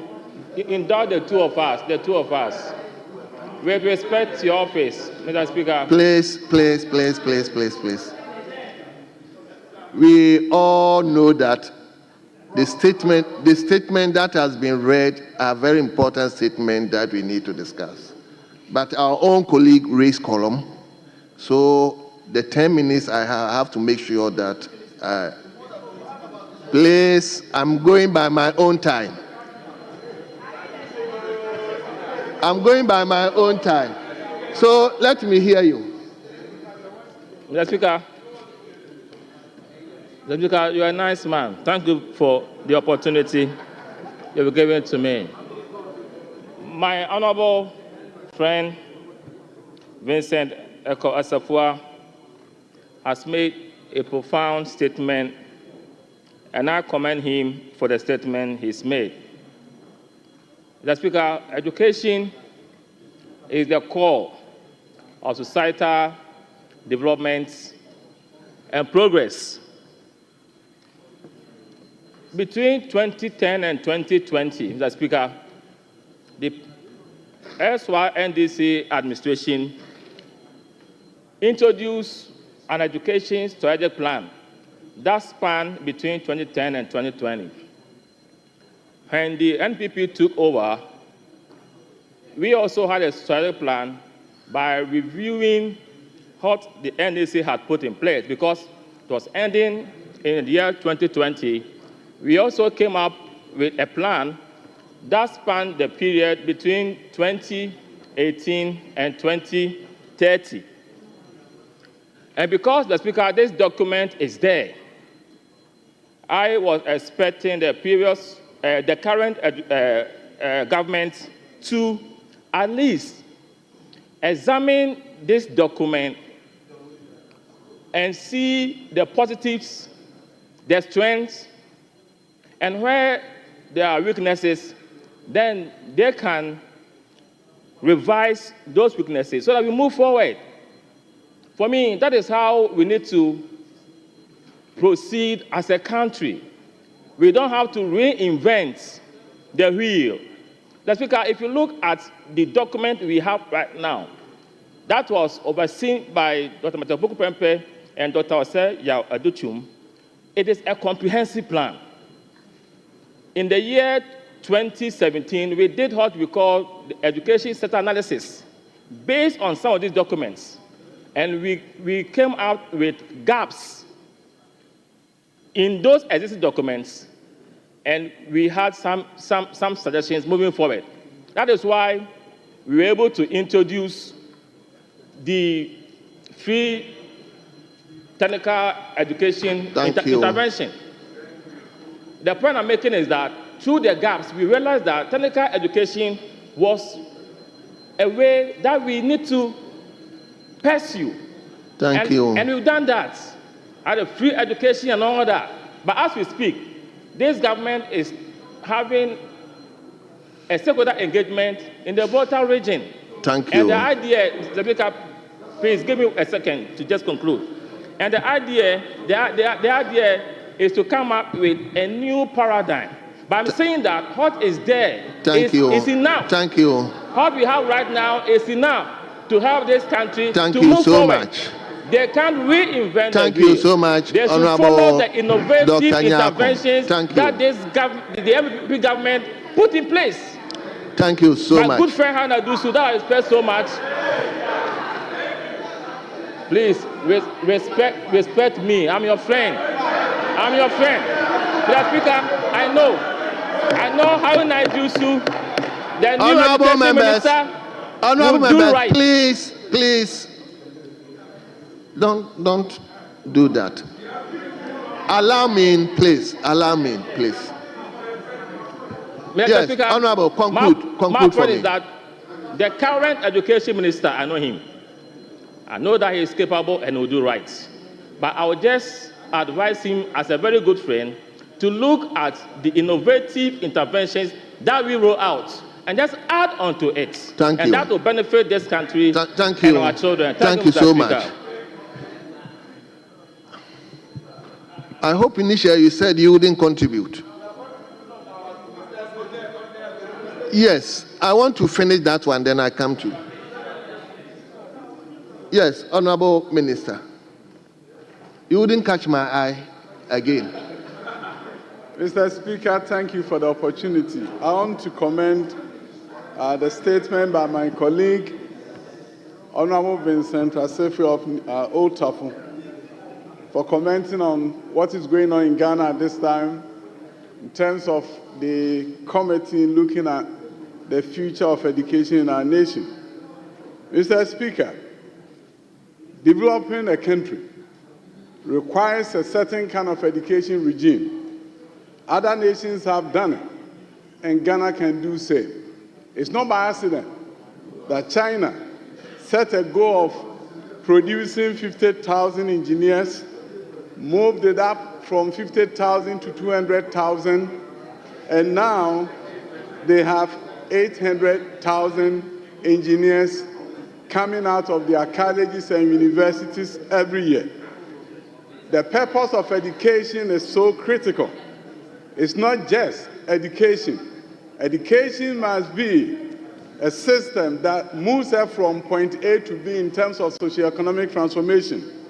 Education must be done in such a way that we are meeting requirements of the fourth industrial revolution. That is why I'm proud of what Nana Addo Dankwa Akufo-Addo was able to do in education. When we realized that our nation was paying lip service to the so-called 60-40 ratio, where we've always said that in the universities, we are going to produce 60% of our graduates at STEM-related fields, 40% in the humanities. Then you look at the number and realize that the high schools, you have only 12.5% of your students doing science. How do you change 12.5% to 60% when they move from one level to the other? That is what led us to the innovation of pre-engineering programs. As I speak with you, UMAT has been able to create a pre-engineering program. This year, over 300 students were admitted to the pre-engineering program. These were students who did general arts, who did visual arts, who did home economics, but have a desire to change and add to our STEM-related numbers. They couldn't even admit all the students. This innovation is working. We have model junior high schools focused on STEM. We have Accra STEM Academy educating students from kindergarten to high school. Many things have been done, and I pray that government is a continuum. The new government will look at the innovation, the creativity in education, and continue the trend to move Ghana forward, so that what we've not been able to do for 60+ years, we can do in our generation. I think the legacy should be for us all, that during our time, we took on education and changed it and made it better for our nation and transform our fortunes. Thank you, Mr. Speaker. Thank you very much. Now, please, let me turn to the statement the minister responsible for lands and natural resources made. So, I'll come to you. Let me start from Professor Bayo. Yes, let's hear you. I'll come to you. Mr. Speaker, thank you for the opportunity.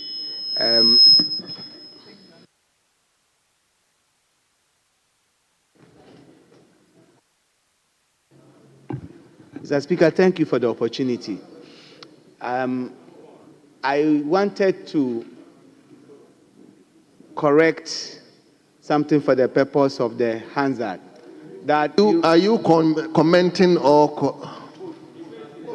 Mr. Speaker, please, if you are not commenting, let me give the opportunity to somebody, a prof. Yeah. Because I think we've already gone past that. Yes, Honorable Member for Bolbamboy, the Deputy Minister designate responsible for the same. Mr. Speaker, I'm grateful for this opportunity.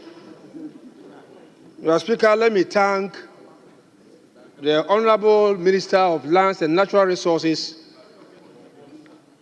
for a very brilliant statement that he has just made this afternoon. Mr. Speaker, I'm not thanking him just for the statement, but I'm also thanking him for the speed at which he has started his work. In less than a month, You agree with me that he's moving at a speed, and that if we support him, the challenges that we are being confronted with in this sector will be a thing of the past. Mr. Speaker, he has demonstrated preparedness, competence to resolve the issues confronting that sector. That's right. Mr. Speaker, these problems that we are all faced with are problems that have been there for a very long time. But we must get them resolved at a point. And to get them resolved, we will need all hands to be on deck. And that's exactly what he's doing. He's calling for stakeholder engagement. He's calling for other political parties to come on board. He's calling on MMDCs to come on board. He's calling on all Ghanaians to come on board. And that's the way to go. I doff my cap for you, my honorable minister, for this laudable approach you are using in solving such problems. Mr. Speaker, as for the challenges, they are clear. And the data exists to show that our forest cover is being depleted. Like he said in his statement, as we speak, 44 of our reserves are gone. Wow. They are gone to, if you like, illegal mining. Mr. Speaker, again, if you read the records, you read the reports everywhere, Ghana Water Company is suffering. It's suffering because of the way our water bodies have been destroyed. And we cannot wait even for a moment. We need to act and act speedily. And that is what my minister is doing. Today, I'm a very happy person because if you have such an acting person at this strategic place, then you are rest assured that you are getting solutions. Thank you. Thank you. Please, he's supposed to comment not more than 5 minutes, please. Mr. Speaker, I'm here to start. You are here to start? Yes. Your time is up. Let's give the opportunity to member for Takrady. That's one. Mr. Speaker, just conclude. Okay, in conclusion, In conclusion, my minister spoke about the use of water guards to ensure that our water bodies are protected. Mr. Speaker, he discussed something with me, and I think it's important to mention it here. He's saying that he is going to use the 24-hour economy to ensure that these water guards are going to run the concept of 1-3-3. One job, 3 shifts, 3 people. Thank you.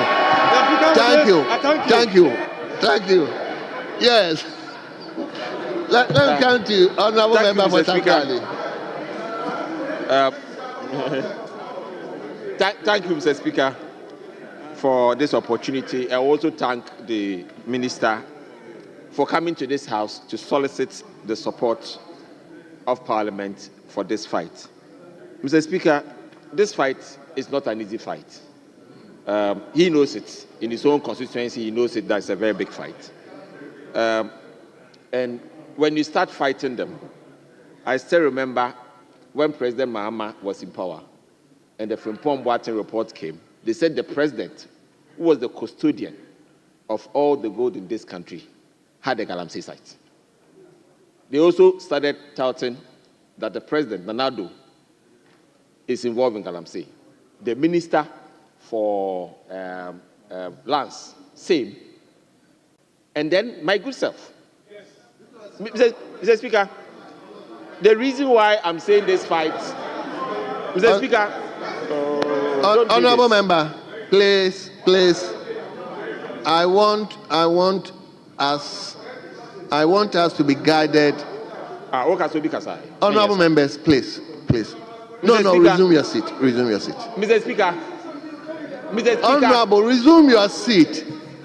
Mr. Speaker. Honorable member, hold on. Okay. Hold on. Honorable member, please, let's be guided with our own standing orders. The minister came with a statement. Our duty is to comment. And we are guided by 935. I mean, we don't have to comment in such a way that you degenerate into something else. Oh, Mr. So Speaker, please, I was only giving a precedent. Let's be guided, to please. support the fight against Galamsey.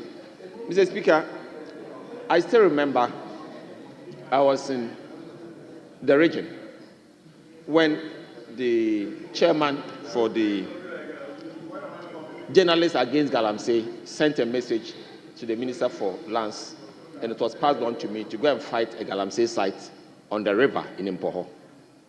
Immediately I finished the fight, within 3 days, the guy is recorded on tape, and he said that I'd collapsed in a hospital, and my 17 million had been taken away by my driver. Honorable members, please, let's listen to him. The fact of the matter is that the minister should be guided that this big fight is restarting. It's a big fight, and it's going to come with a lot of challenges. And therefore, we all need to support him. Mr. Speaker, because the water we drink, we all buy them from outside and drink them. So if the water is destroyed, it affects all of us. That is why we need to be strong to support him to fight it. Mr. Speaker, the minister has also made mention of setting up a committee that he expects them to report back to him by the end of this month. I think it's a good idea. But I want to promise him, any licensing regime that start and stop in Accra will not solve this problem. Because most of the times, the districts do not own the process and therefore do not know where all the mining sites are. But we know that in the law, we have the district mining committees, where the chief is a member, the district police commander is a member, the district chief executive is a member, the minerals commission is a member, and then the association of small-scale miners or miners in the district are also supposed to be a member. I believe that henceforth, when they get the recommendation, you should insist that that should be the committee or the body issuing these licenses, and then Accra can then top it up. Because if we don't do that, there's not going to be any community ownership, and even the fight itself also has to be owned by the community and the district. Otherwise, we are going to have a big challenge in fighting it, because that has been our method of fighting everything from Accra. In fact, by the time soldiers even move into the districts, I mean, the Galamseyers, they have been informed and they ran away. In fact, when we're fighting it in those days, when we go in the morning, they are not there. In the afternoon, they are not there. When you go back the next morning, you realize that they are come to do operations in the night. And this is very difficult for our agencies to be able to stop them. Going forward, he has also made mention of the river gas. And I believe that is a good thing. In fact, we trained a lot of river gas. We only deployed them for a few periods because of morality issues. Because along the lines, what we realized was that those fighting Galamsey, from the police to the army to immigration, along the line, it became a different story altogether. So I believe that now that we have digitalization, I'm concluding, Mr. Speaker. Now that we have digitalization, it is important if we can do and implement and invest in solar CCTV cameras along the rivers. Thank so you. That we can use that to check the river gas and also to check the Galamsey. Thank you so much. Mr. Speaker, with these few words, I believe Thank that you. it is time we Thank support you. him. I've enjoyed your contribution. That's why I allow you to go beyond. And now it has come back to him to get this resolved. Thank you very much.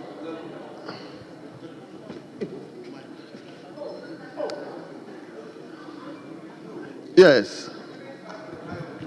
Yeah. Thank you, Mr. Speaker.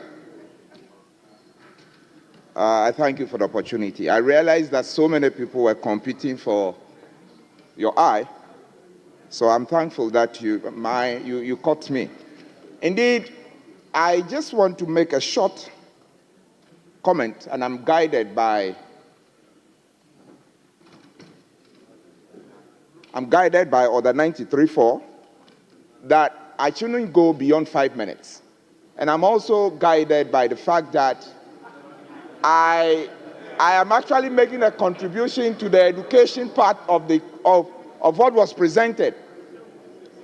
I am not going to talk about Galamsey. The part that was done by Honorable Asifua. And Honorable member, please, that one is over. Yes, my brother, let me hear you.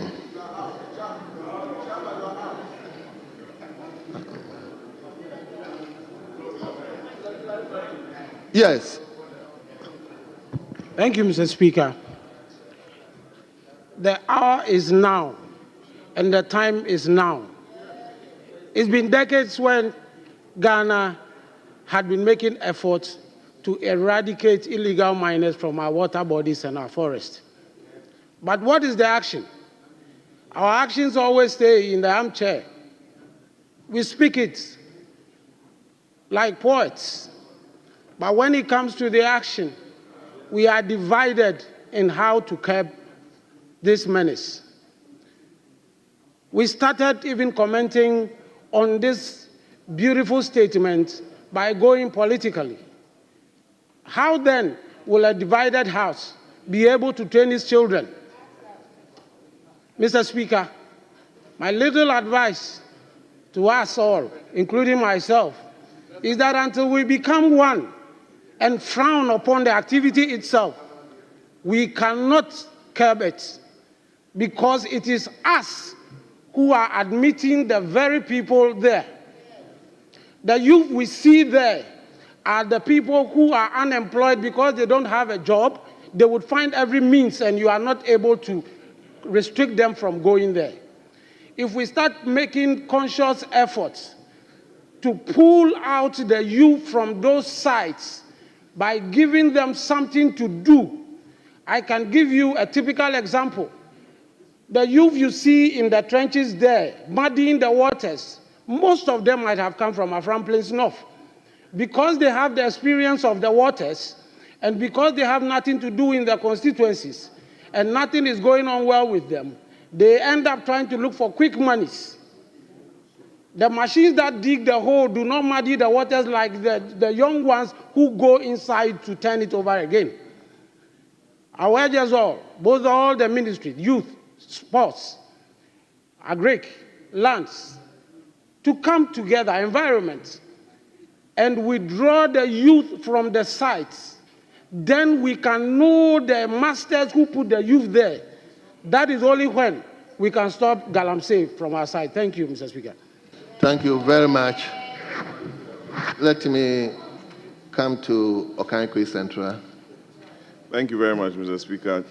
To add my voice to the comments on the floor on the statement ably made by the Minister responsible for lands and natural resources. Mr. Speaker, I believe Galamsey issues or issues with regards to mining in our forest reserves, on our water bodies and what have you, has become a serious national security issue. Mr. Speaker, it requires serious political will on the part of the executive, the legislature, and the judiciary to stem this canker. Mr. Speaker, people in our communities are seriously trading off cocoa farms for the Galamsey menace to continue there. Mr. Speaker, why would they do that? It's because of our quest for money. In this country, we hail people who hold money without even asking the source of the money. We'll go, we've all benefited from cocoa money, taking us through scholarship and education and what have you. But now you go to your village and they are ready, the chief, your elders, family heads are ready to cede off the farms that took care of them to illegal miners. Mr. Speaker, if you read the NDC manifesto, paragraph 4.3, pages 110 of 200, It has about 18 policy interventions on the extractive sector. It's in their manifesto. And I'm asking myself, how long would it take Kofi Boah and his team to implement those schemes or measures? Mr. Speaker, it's not going to be easy. It requires a serious hand with a tough skin to go after these illegal activities. Mr. Speaker, Kofi, you'll be tempted. Your colleagues will be involved, both sides. They will come to you to plead with you. Nolly Prosequa you'll be tempted with it. Having gone after people, you talked about only 40 people being prosecuted. Yes, the courts are there to protect the liberty of the individual. Majority Leader will tell you, it takes a long time to convict an individual. It's part of our criminal jurisprudence, Mr. Speaker. So if you've come here to read this beautiful statement, we'll be watching the space for the implementation, because we are talking about decentralizing illegal mining, setting up small, medium, and large scale. I've read it. But your own members, both sides, will come to you, Kofi, to ask for favors. You have to take a very strong step on suspending the issuance of licensing. Make sure that the proper demarcations are made. Make sure you visited almost all the sites. We are talking about over 3,000 illegal mining sites. How are you going to patrol it? You don't have the technology. We will be listening to the minister on the 10th of March on your budget. We'll be looking at the budget lines to support you in this fight. And we don't want you to come here for your ministry's budget approval and say that, oh, we requested for $500 million, or we've been giving 100 million. We'll be listening to you, Kofi. So we pray for you. I know you. You have the heart, but get the resources and the tough skin to fight this. You went to Asante Hene Otumfo. He gave you a good advice. All the chiefs, you went to the Western region with the president. We monitored you. We know some of your constituents are involved. How are you going to fight it? You'll be thinking about your seat. You'll be thinking about how the NDC wins the next elections. God forbid. Why? God forbid to. Why challenge Gobi, so I believe the House and the country is solidly behind you, because you mentioned about the turbidity levels from 500, it's now over 12,000. The Water Resources Commission will give you all the data. You drive from Cape Coast on the PRA, you get to Ankobra, crossing to your constituency, we always see the water levels. Get the right people to work with. Otherwise, you come here and weep one day and say, little did I know that Sule and his commentary did not help. Thank you. Thank you very much. Thank you. Thank you so much. Yes. Suparo. After giving you the platform, I hope you wouldn't make unnecessary. So let's hear you. Thank you very much, Mr. Speaker. Mr. Speaker, I was only trying to catch your eye. And I have my eyes. Why? I was only trying to catch your eye. And so if I had not made the noise, I believed you wouldn't have given me the opportunity. So let me thank you for recognizing me this time around. And also thank the Honorable Minister for this great initiative. This is what we call the resetting agenda. Yeah. Because this is the first time we have a minister coming to this house to let us know that all of us here, Mr. Speaker, we are all stakeholders.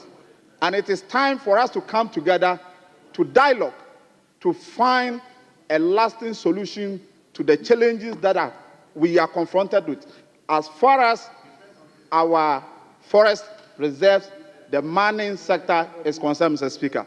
Mr. Speaker, the challenge that we are faced with as a country has nothing to do with anybody outside the political class. And I repeat it, I am also part of the people. We all sit here most of the times and pretend and blaming an ordinary youth who is working in Sisala West. A youth living in Sisala West, Mr. Speaker, does not know where a forest reserve in Western region is. And that particular youth, Mr. Speaker, does not know which of our lands that contain either gold or diamond. It is we, the leaders in this country, that recruit these unemployed youth and tax them, give them all the necessary equipment to go and destroy the forest reserves in our country. Mr. Speaker, we were all in this country when media reported that a certain regional minister, driver, took a huge sum of money. Honorable member, please, don't go there. I am not mentioning it. I didn't say, Mr. Speaker. As I reported, media reported, please, Mr. Speaker. Please, let the comment. I am a media reporter. I am not the one saying Honorable member, please. Mr. Speaker, I am only making reference to a media report.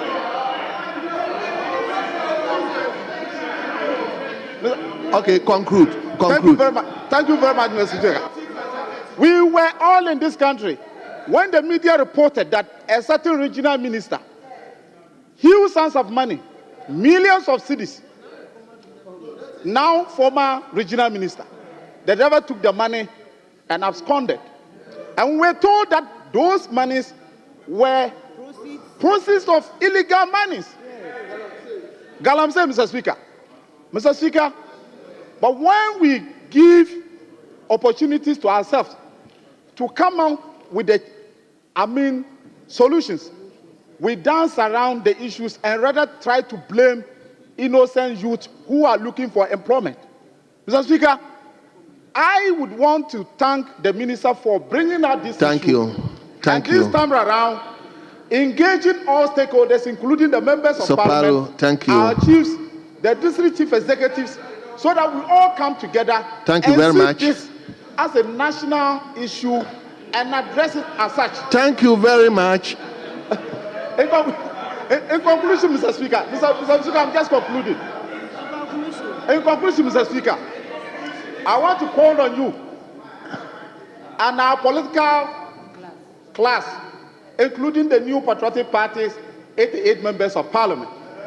They should join us this time around, 87, now 87. This time around, Mr. Speaker, we have a very humble minister who is in charge of the sector, who is ready to listen to everybody.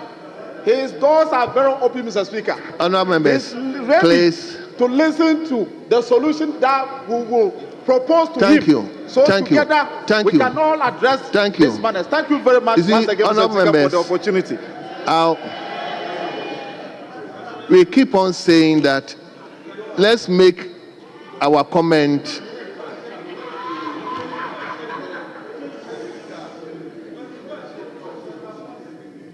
please, let's make our comment in such a way that it will not attract. Like when you say now we have a very humble minister. Humility is subjective. You see him, we see Kofi as humble. Somebody will also see the former minister as humble. So that is my assessment. So that's why I'm saying, honorable members, please. Let's do it in such a way. Because the statement is made, it's a very, very important statement. And I don't want us to meddle with certain comment that will throw away the goodies of the statement. Please. Yes, Takwa. Oh, sorry. Honorable Honorable Marty Yundam. Honorable Marty Yundam. Please, I'll come to you. I'll come. Honorable Marty Yundam. Mr. Speaker, thank you very much for. Please, Mr. Speaker, honorable members, can you please? I'll do it.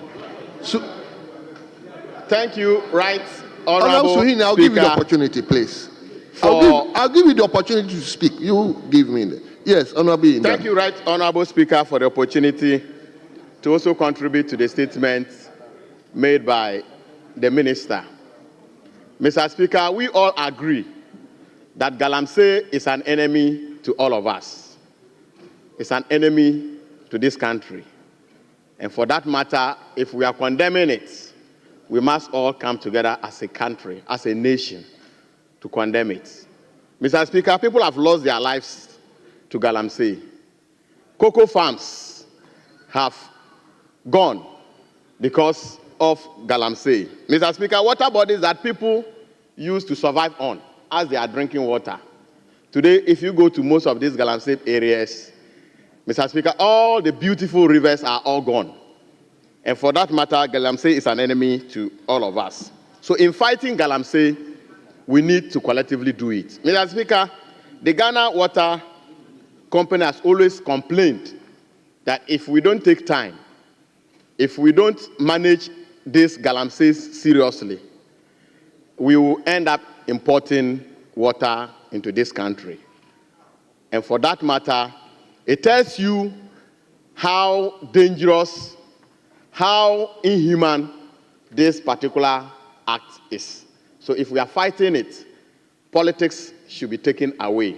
Mr. Speaker, under the NDC, under the MPP, people have gone into the forest to destroy it because of the huge appetite they have for money. And for that matter, if we decide to do politics with it, that under this regime, this has happened. Under this regime, this has happened. Mr. Speaker, we can all point to facts that nobody can dodge. That under the NDC, people practiced Galamsey. People died. And same under the MPP too. So I expected that minister would have made his statement without giving any room for any of us to punch into that particular hole. I remember, and I know he comes under 91 to give a statement as a minister. But if you say that, that is what you have inherited.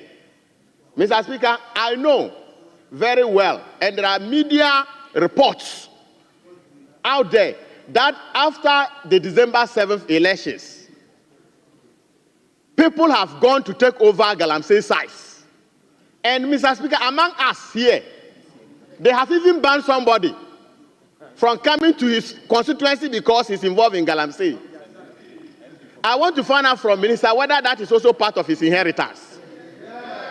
Because if you say that is what you have inherited, it means that that is the past. But we are talking about current matters. Mr. Speaker, current matters. People are... Honorable Marty Yundam, please hold on. Let me listen to... Oh, there are some of our questions. Honorable Echampo. Mr. Speaker, thank you very much. Mr. Speaker, like you earlier on ruled, the honorable member is contributing to a statement, but he's trying to introduce other matters. Because the very issue, Mr. Speaker,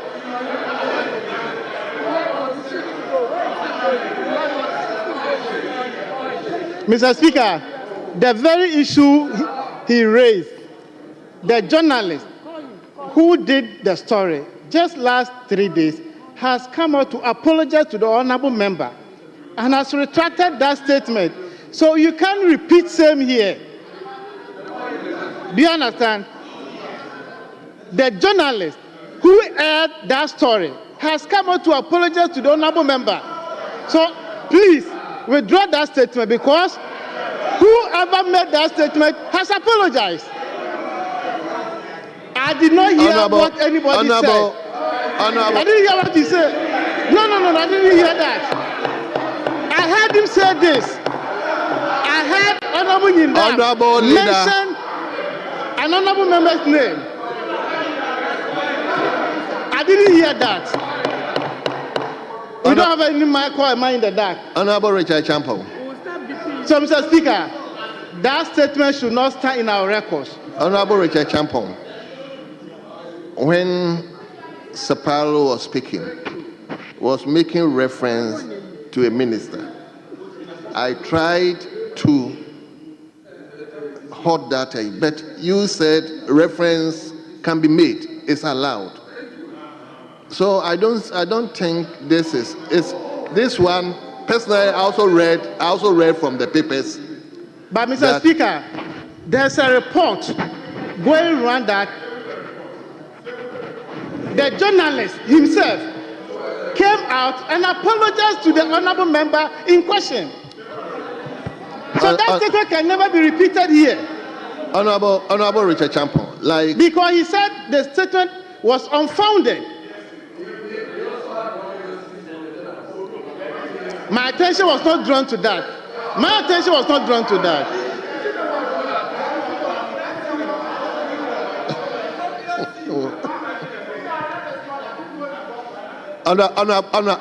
Honorable, please. Sapalo. Mr. Speaker. Yeah, Matthew. But please, I'm surprised Matthew, the deputy majority whip. I'm not. Mr. Speaker, I don't want you to listen to me in silence. I beg you. No. With all respect. Matthew, I am not saying withdraw or whatever it is, but please, all of us, let's be guarded. Let's be guarded. It's very important. Mr. Speaker, I think that I don't know what my leader is complaining Honorable, about. go on. Mr. Speaker, I'll go on. Speak. I have never mentioned any honorable member's name. I've never said here that there is a report from any journalist. I've never said that. I said, Mr. Speaker, one of us has been banned by the chiefs not to come to the constituency. That's what I said. And I've never mentioned anybody's name. So if my colleague here is trying to tell us the one involved, that is his problem. But Mr. Speaker, what I said was that the Speaker mentioned, the statement maker, which is the minister, said that is what he has inherited. And at the back of that statement, I was just telling him that after or post-December elections, these complaints have come. And for that matter, in fighting this galamsey, it is up to all of us as a nation to do away with politics. And I want to urge the minister, because it is a dangerous fight for him if he journeys on the partisan line. It's not going to help any of us, because I have never seen raw gold before.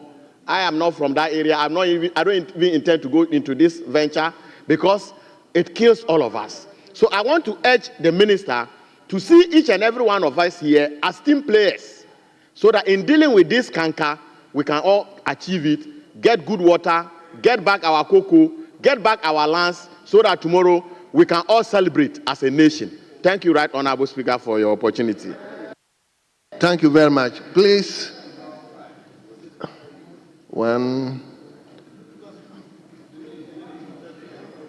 very well. Honorable Suhini.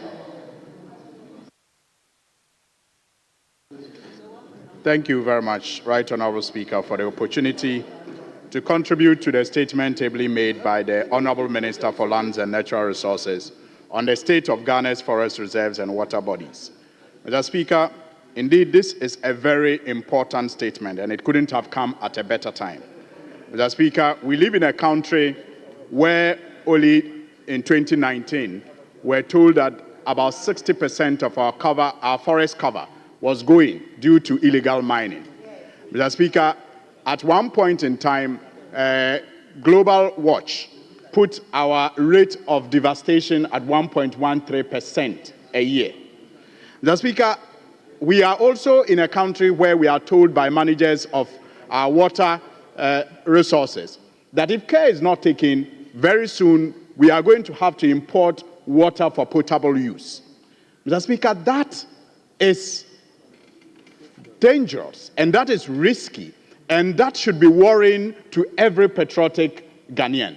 And Mr. Speaker, that is why I am excited about the minister's call on all of us to come together, to see ourselves as partners in this fight, and to share ideas where necessary, and to also support the ministry and by extension government in waging a war that will ensure that we preserve our own lives and preserve the future of this country. I'm excited, again, Mr. Speaker, that the minister is talking about the need to introduce what he termed Free Tree for Life Restoration Initiative. Mr. Speaker, we have many of our lands devastated by this illegal mining. And these miners, when they are done with their destruction, just move to the next location. And it is important that as we deal with the menace, we also reclaim some of these lands that have been destroyed already.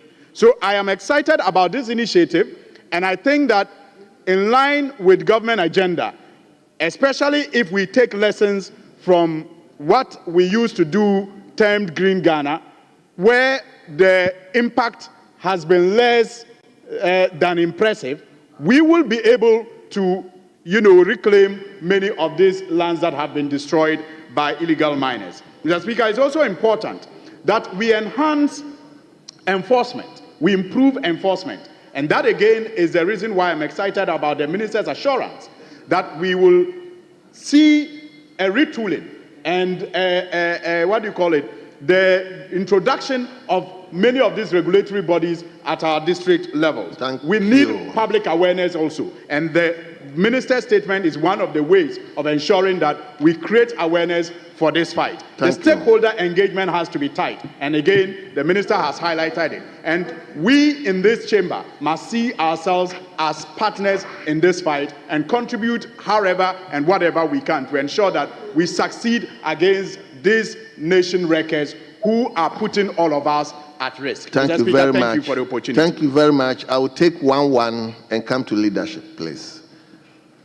Let me give to Odotobri, because Odotobri is one of the areas Garamsey is very entrenched. So, Honorable. Thank you, Mr. Speaker.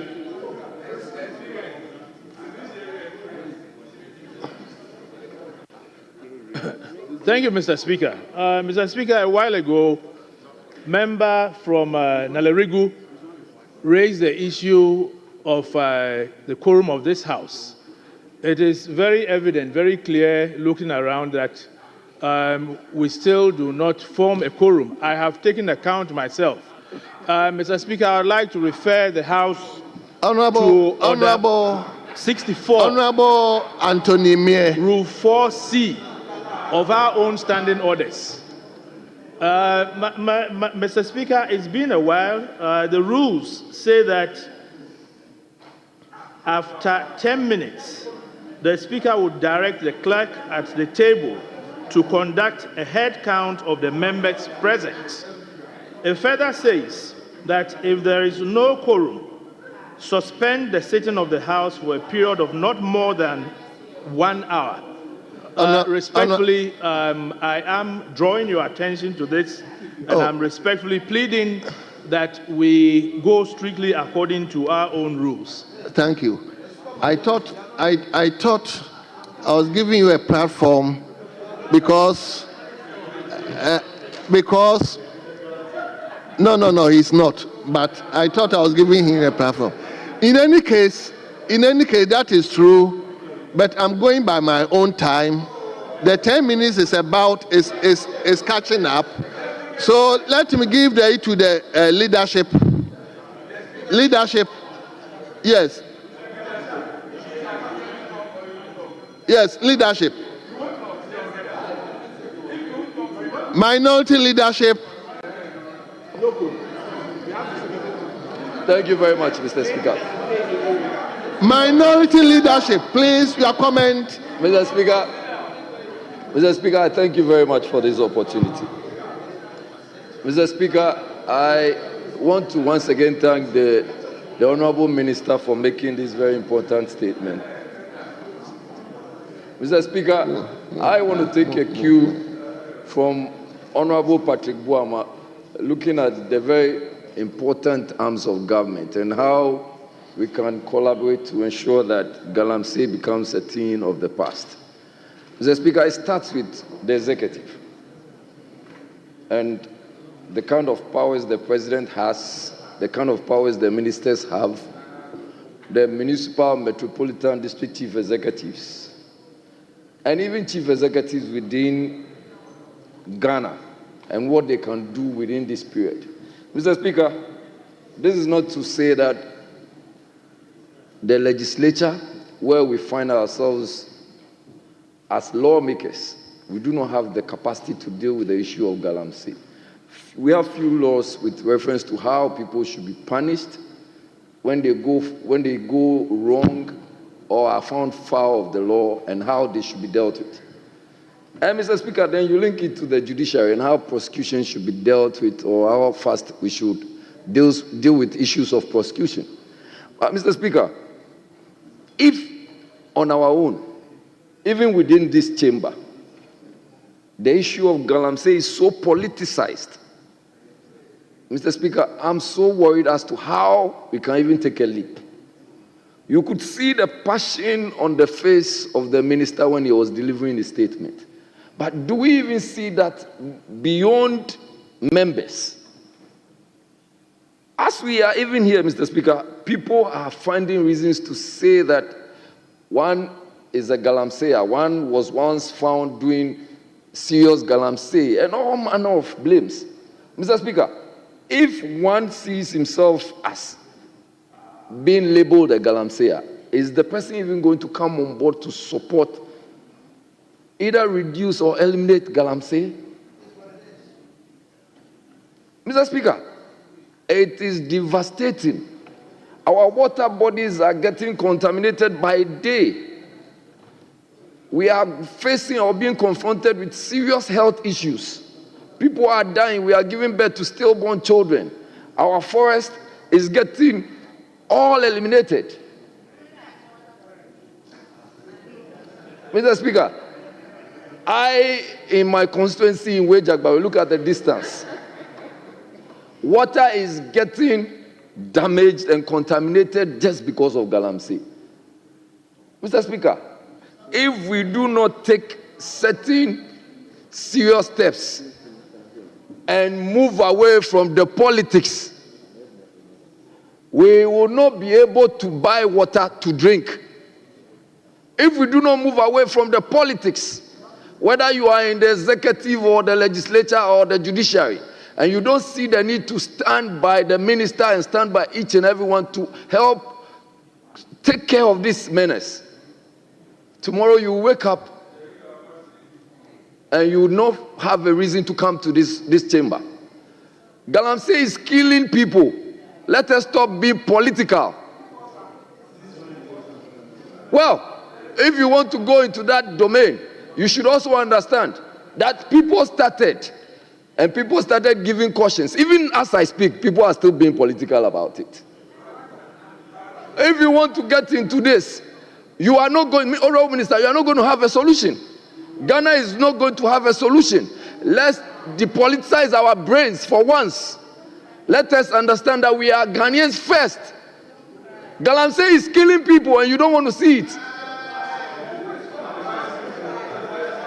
Honorable Chair. Honorable members, can't we, he's making sense. Please, let's listen to him. Please, I beg of you. There is the need for us to consider the correctional methods. There is the need to empower. It's become actually a national security issue. Mr. Speaker, people are arrested. And then there is an intervention. From wherever the intervention comes from, we should learn to understand that we need correctional measures. We first of all need to empower the ministry. The ministry will go, like the Honorable former regional minister said, they go in the morning to chase people, they go in the afternoon to chase people, at dawn you go back, and the whole place had been excavated. Some excavators were bent. Did he give us the solution? Are we looking at the real ways to find a solution? Fortunately, the political will is here. Political will does not mean that it has to come from President Mahama. Political will has to come from all of us. And it doesn't matter which party you belong to. Political will must be you and I. Let us show leadership. I am not going to stand here and say that because President Mahama said that, he was going to give amnesty to those who were once incarcerated by Akufo-Addo, so that is the way to go. No. The way to go is whether it is President Kufuor, whether it's President Mahama, whether it's President Mills, whoever it is, let us come together to fight the menace. It is dealing with cash. A lot of youth unemployment can be resolved when we have taken care of Galamsey.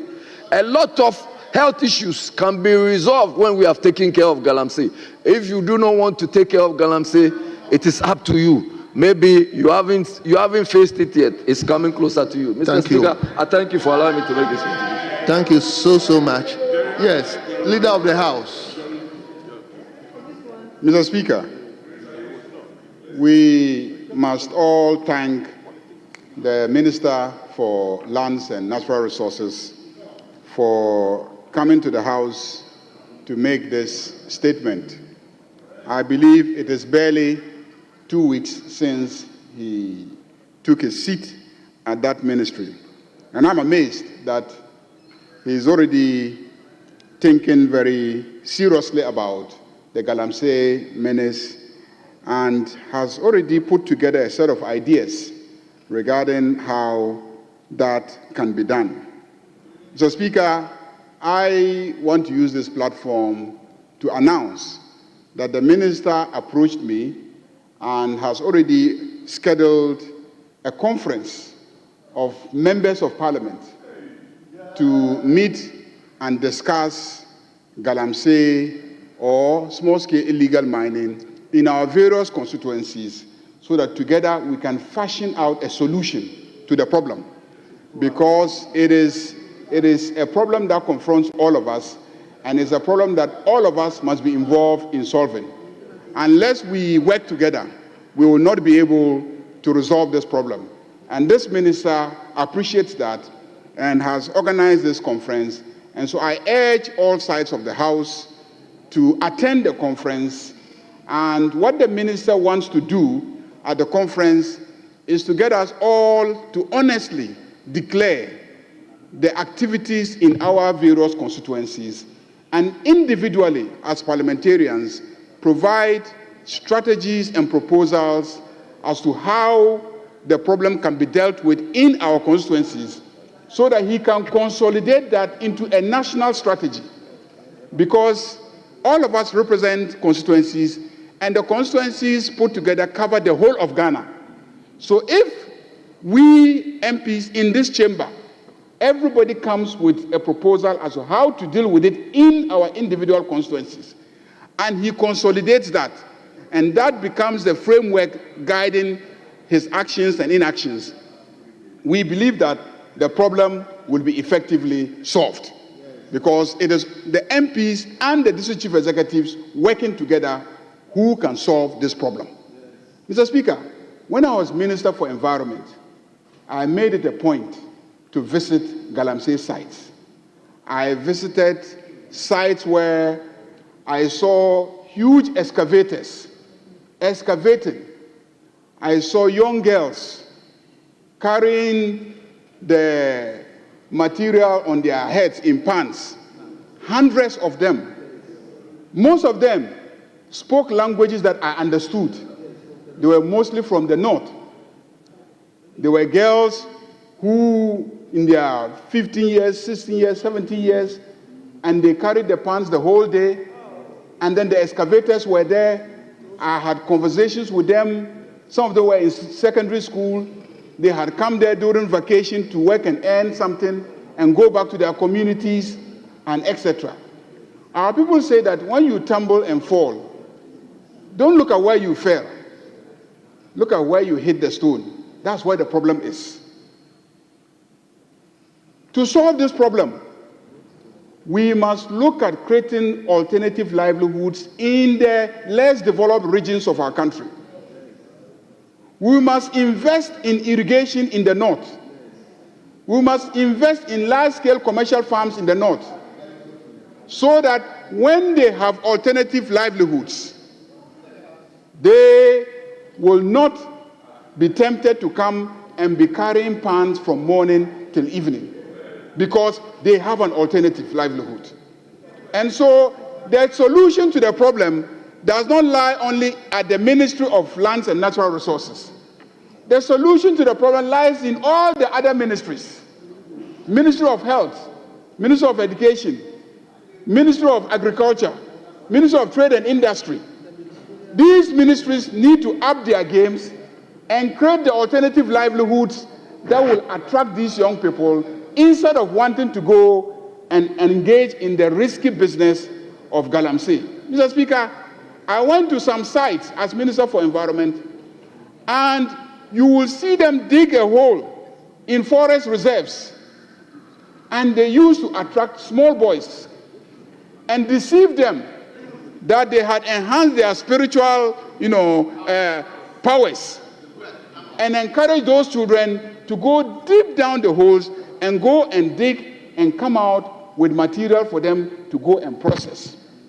These children were basically primary school children. They had abandoned their families, they had abandoned their schooling, and they were now engaged in this very risky business. And then they created shanty communities around them, where they used plastic bags and created homes for themselves. Mr. Speaker, it was deplorable to see things like that.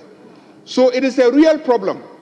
But Mr. Speaker, I see the problem as a crisis of law and order. Why do I say it's a crisis of law and order? The Minerals and Mining Law has very beautiful provisions that, if we just followed it and implemented it, it will deal significantly with the problem. What are the provisions, Mr. Speaker? One, people realize that there's gold somewhere, they will go and dig, no matter what you do. It's not just Ghana, anywhere in the world. When people hear that there is gold anywhere, whether it is in America or Australia or in Europe or in South Africa, Mr. Speaker, if we hear that there's gold beneath this chamber, by the time you go back and come back tomorrow morning, you will see some people who will come and find ways and means of digging underneath this chamber to extract the gold. That is gold for you. And that is how gold has attracted people over the period in history. So you cannot stop gold mining. You cannot. What you should do is to legalize gold mining. So the Minerals and Mining Law says that the minister, is that okay, when he identifies an area that could become a small-scale gold mining site, he should so designate it as a small-scale gold mining site. When he designates it as a small-scale gold mining site, it gives the regulatory authorities the powers to now intervene. When I went to the illegal gold mining sites, I noticed, and I was the Minister for Environment, and I went there, and I didn't see my EPA officers. EPA officers were not there. When I asked them, but why are you not here helping them to do it properly? They said, because it's an illegal activity, we at EPA cannot come and be supervising them. So when the minister designates it as a small-scale mining area, then the EPA will now be able to move in and also provide them with technical support as to how to do it properly. At the same time, the EPA will monitor the purchase of mercury and the use of mercury at that location. EPA will monitor the purchase of explosives and the use of explosives, and then all the other processing activities. Mr. Speaker, I spoke to a number of illegal miners, and they said, look, Minister, if we can rent an excavator and bring the excavator this far and keep the excavator here excavating, what makes you think that I cannot use the services of the EPA? What makes you think that I cannot use the services of a proper mining engineer? And I asked, so why are you not using them? I am not using them because what I'm doing here is illegal, And at any time, the soldiers can move in and take whatever equipment I have brought here. So I have to dig as fast as possible, scoop as much as I can, process it as quickly as possible, and get out of this place. So this is what is driving them. It's not that they cannot make the investments to legalize it. And some of them even told me that they make payments to their assemblies.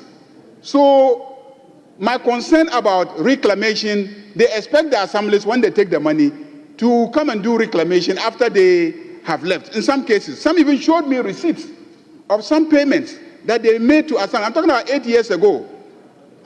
So this is a problem that I think if we sit as members of parliament and we marshal the relevant political will, we have both the legal framework for resolving the problem and the political commitment to dealing with it. As for those who mine in forest reserves and those who mine along water bodies, these are no-go areas. We cannot allow that to happen. And the minister has spoken about the levels of pollution of our water bodies. So if our water bodies are polluted to this extent, we as a country must appreciate that mining in water bodies is totally unacceptable, and we must stop it. And we have the capacity to stop it, because every river passes through a political district, and that political district has a district security committee. There is a district police station there with police officers. Some of them, and they fall within a region with a regional police security committee. And some of them fall in regions that even have military bases. I think so far across the country, in almost every region, there is some military base or the other. So I cannot understand how the Ghana Armed Forces, the military, will convince me that they don't have the capacity to police our water bodies. That is the point. The point is, there is an allegation, there's a claim that even those who are supposed to enforce the law, to monitor it, are also involved. Mr. Speaker, and that is where political commitment and the commitment of all of us come into play. And so, Mr. Speaker, let me thank the maker of the statement. Let me assure the minister that this House will attend the conference that he's organizing for members of parliament, that we will honestly assist him identify the operations in our various constituencies, and we will sit with him individually to see how and if there are aspects of operations in our constituencies that can be legalized, and then the small-scale miners assisted, technical support provided, involving the EPA, so that where we can legalize it, formalize it, and supervise it to be conducted in an environmentally friendly way, we do so. And where we need to enforce the law and ensure that the military and the police move against them, we give them the political backing so that they move and stop all those operations from taking place. Mr. Speaker, I really want to thank the minister and thank colleagues for such a non-politicized contribution and commentary to the statements that have been made. I want to thank the available leader because he's been very, very, very fair and honest, and I think that if he continues along those lines, he will easily become the leader of the minority side.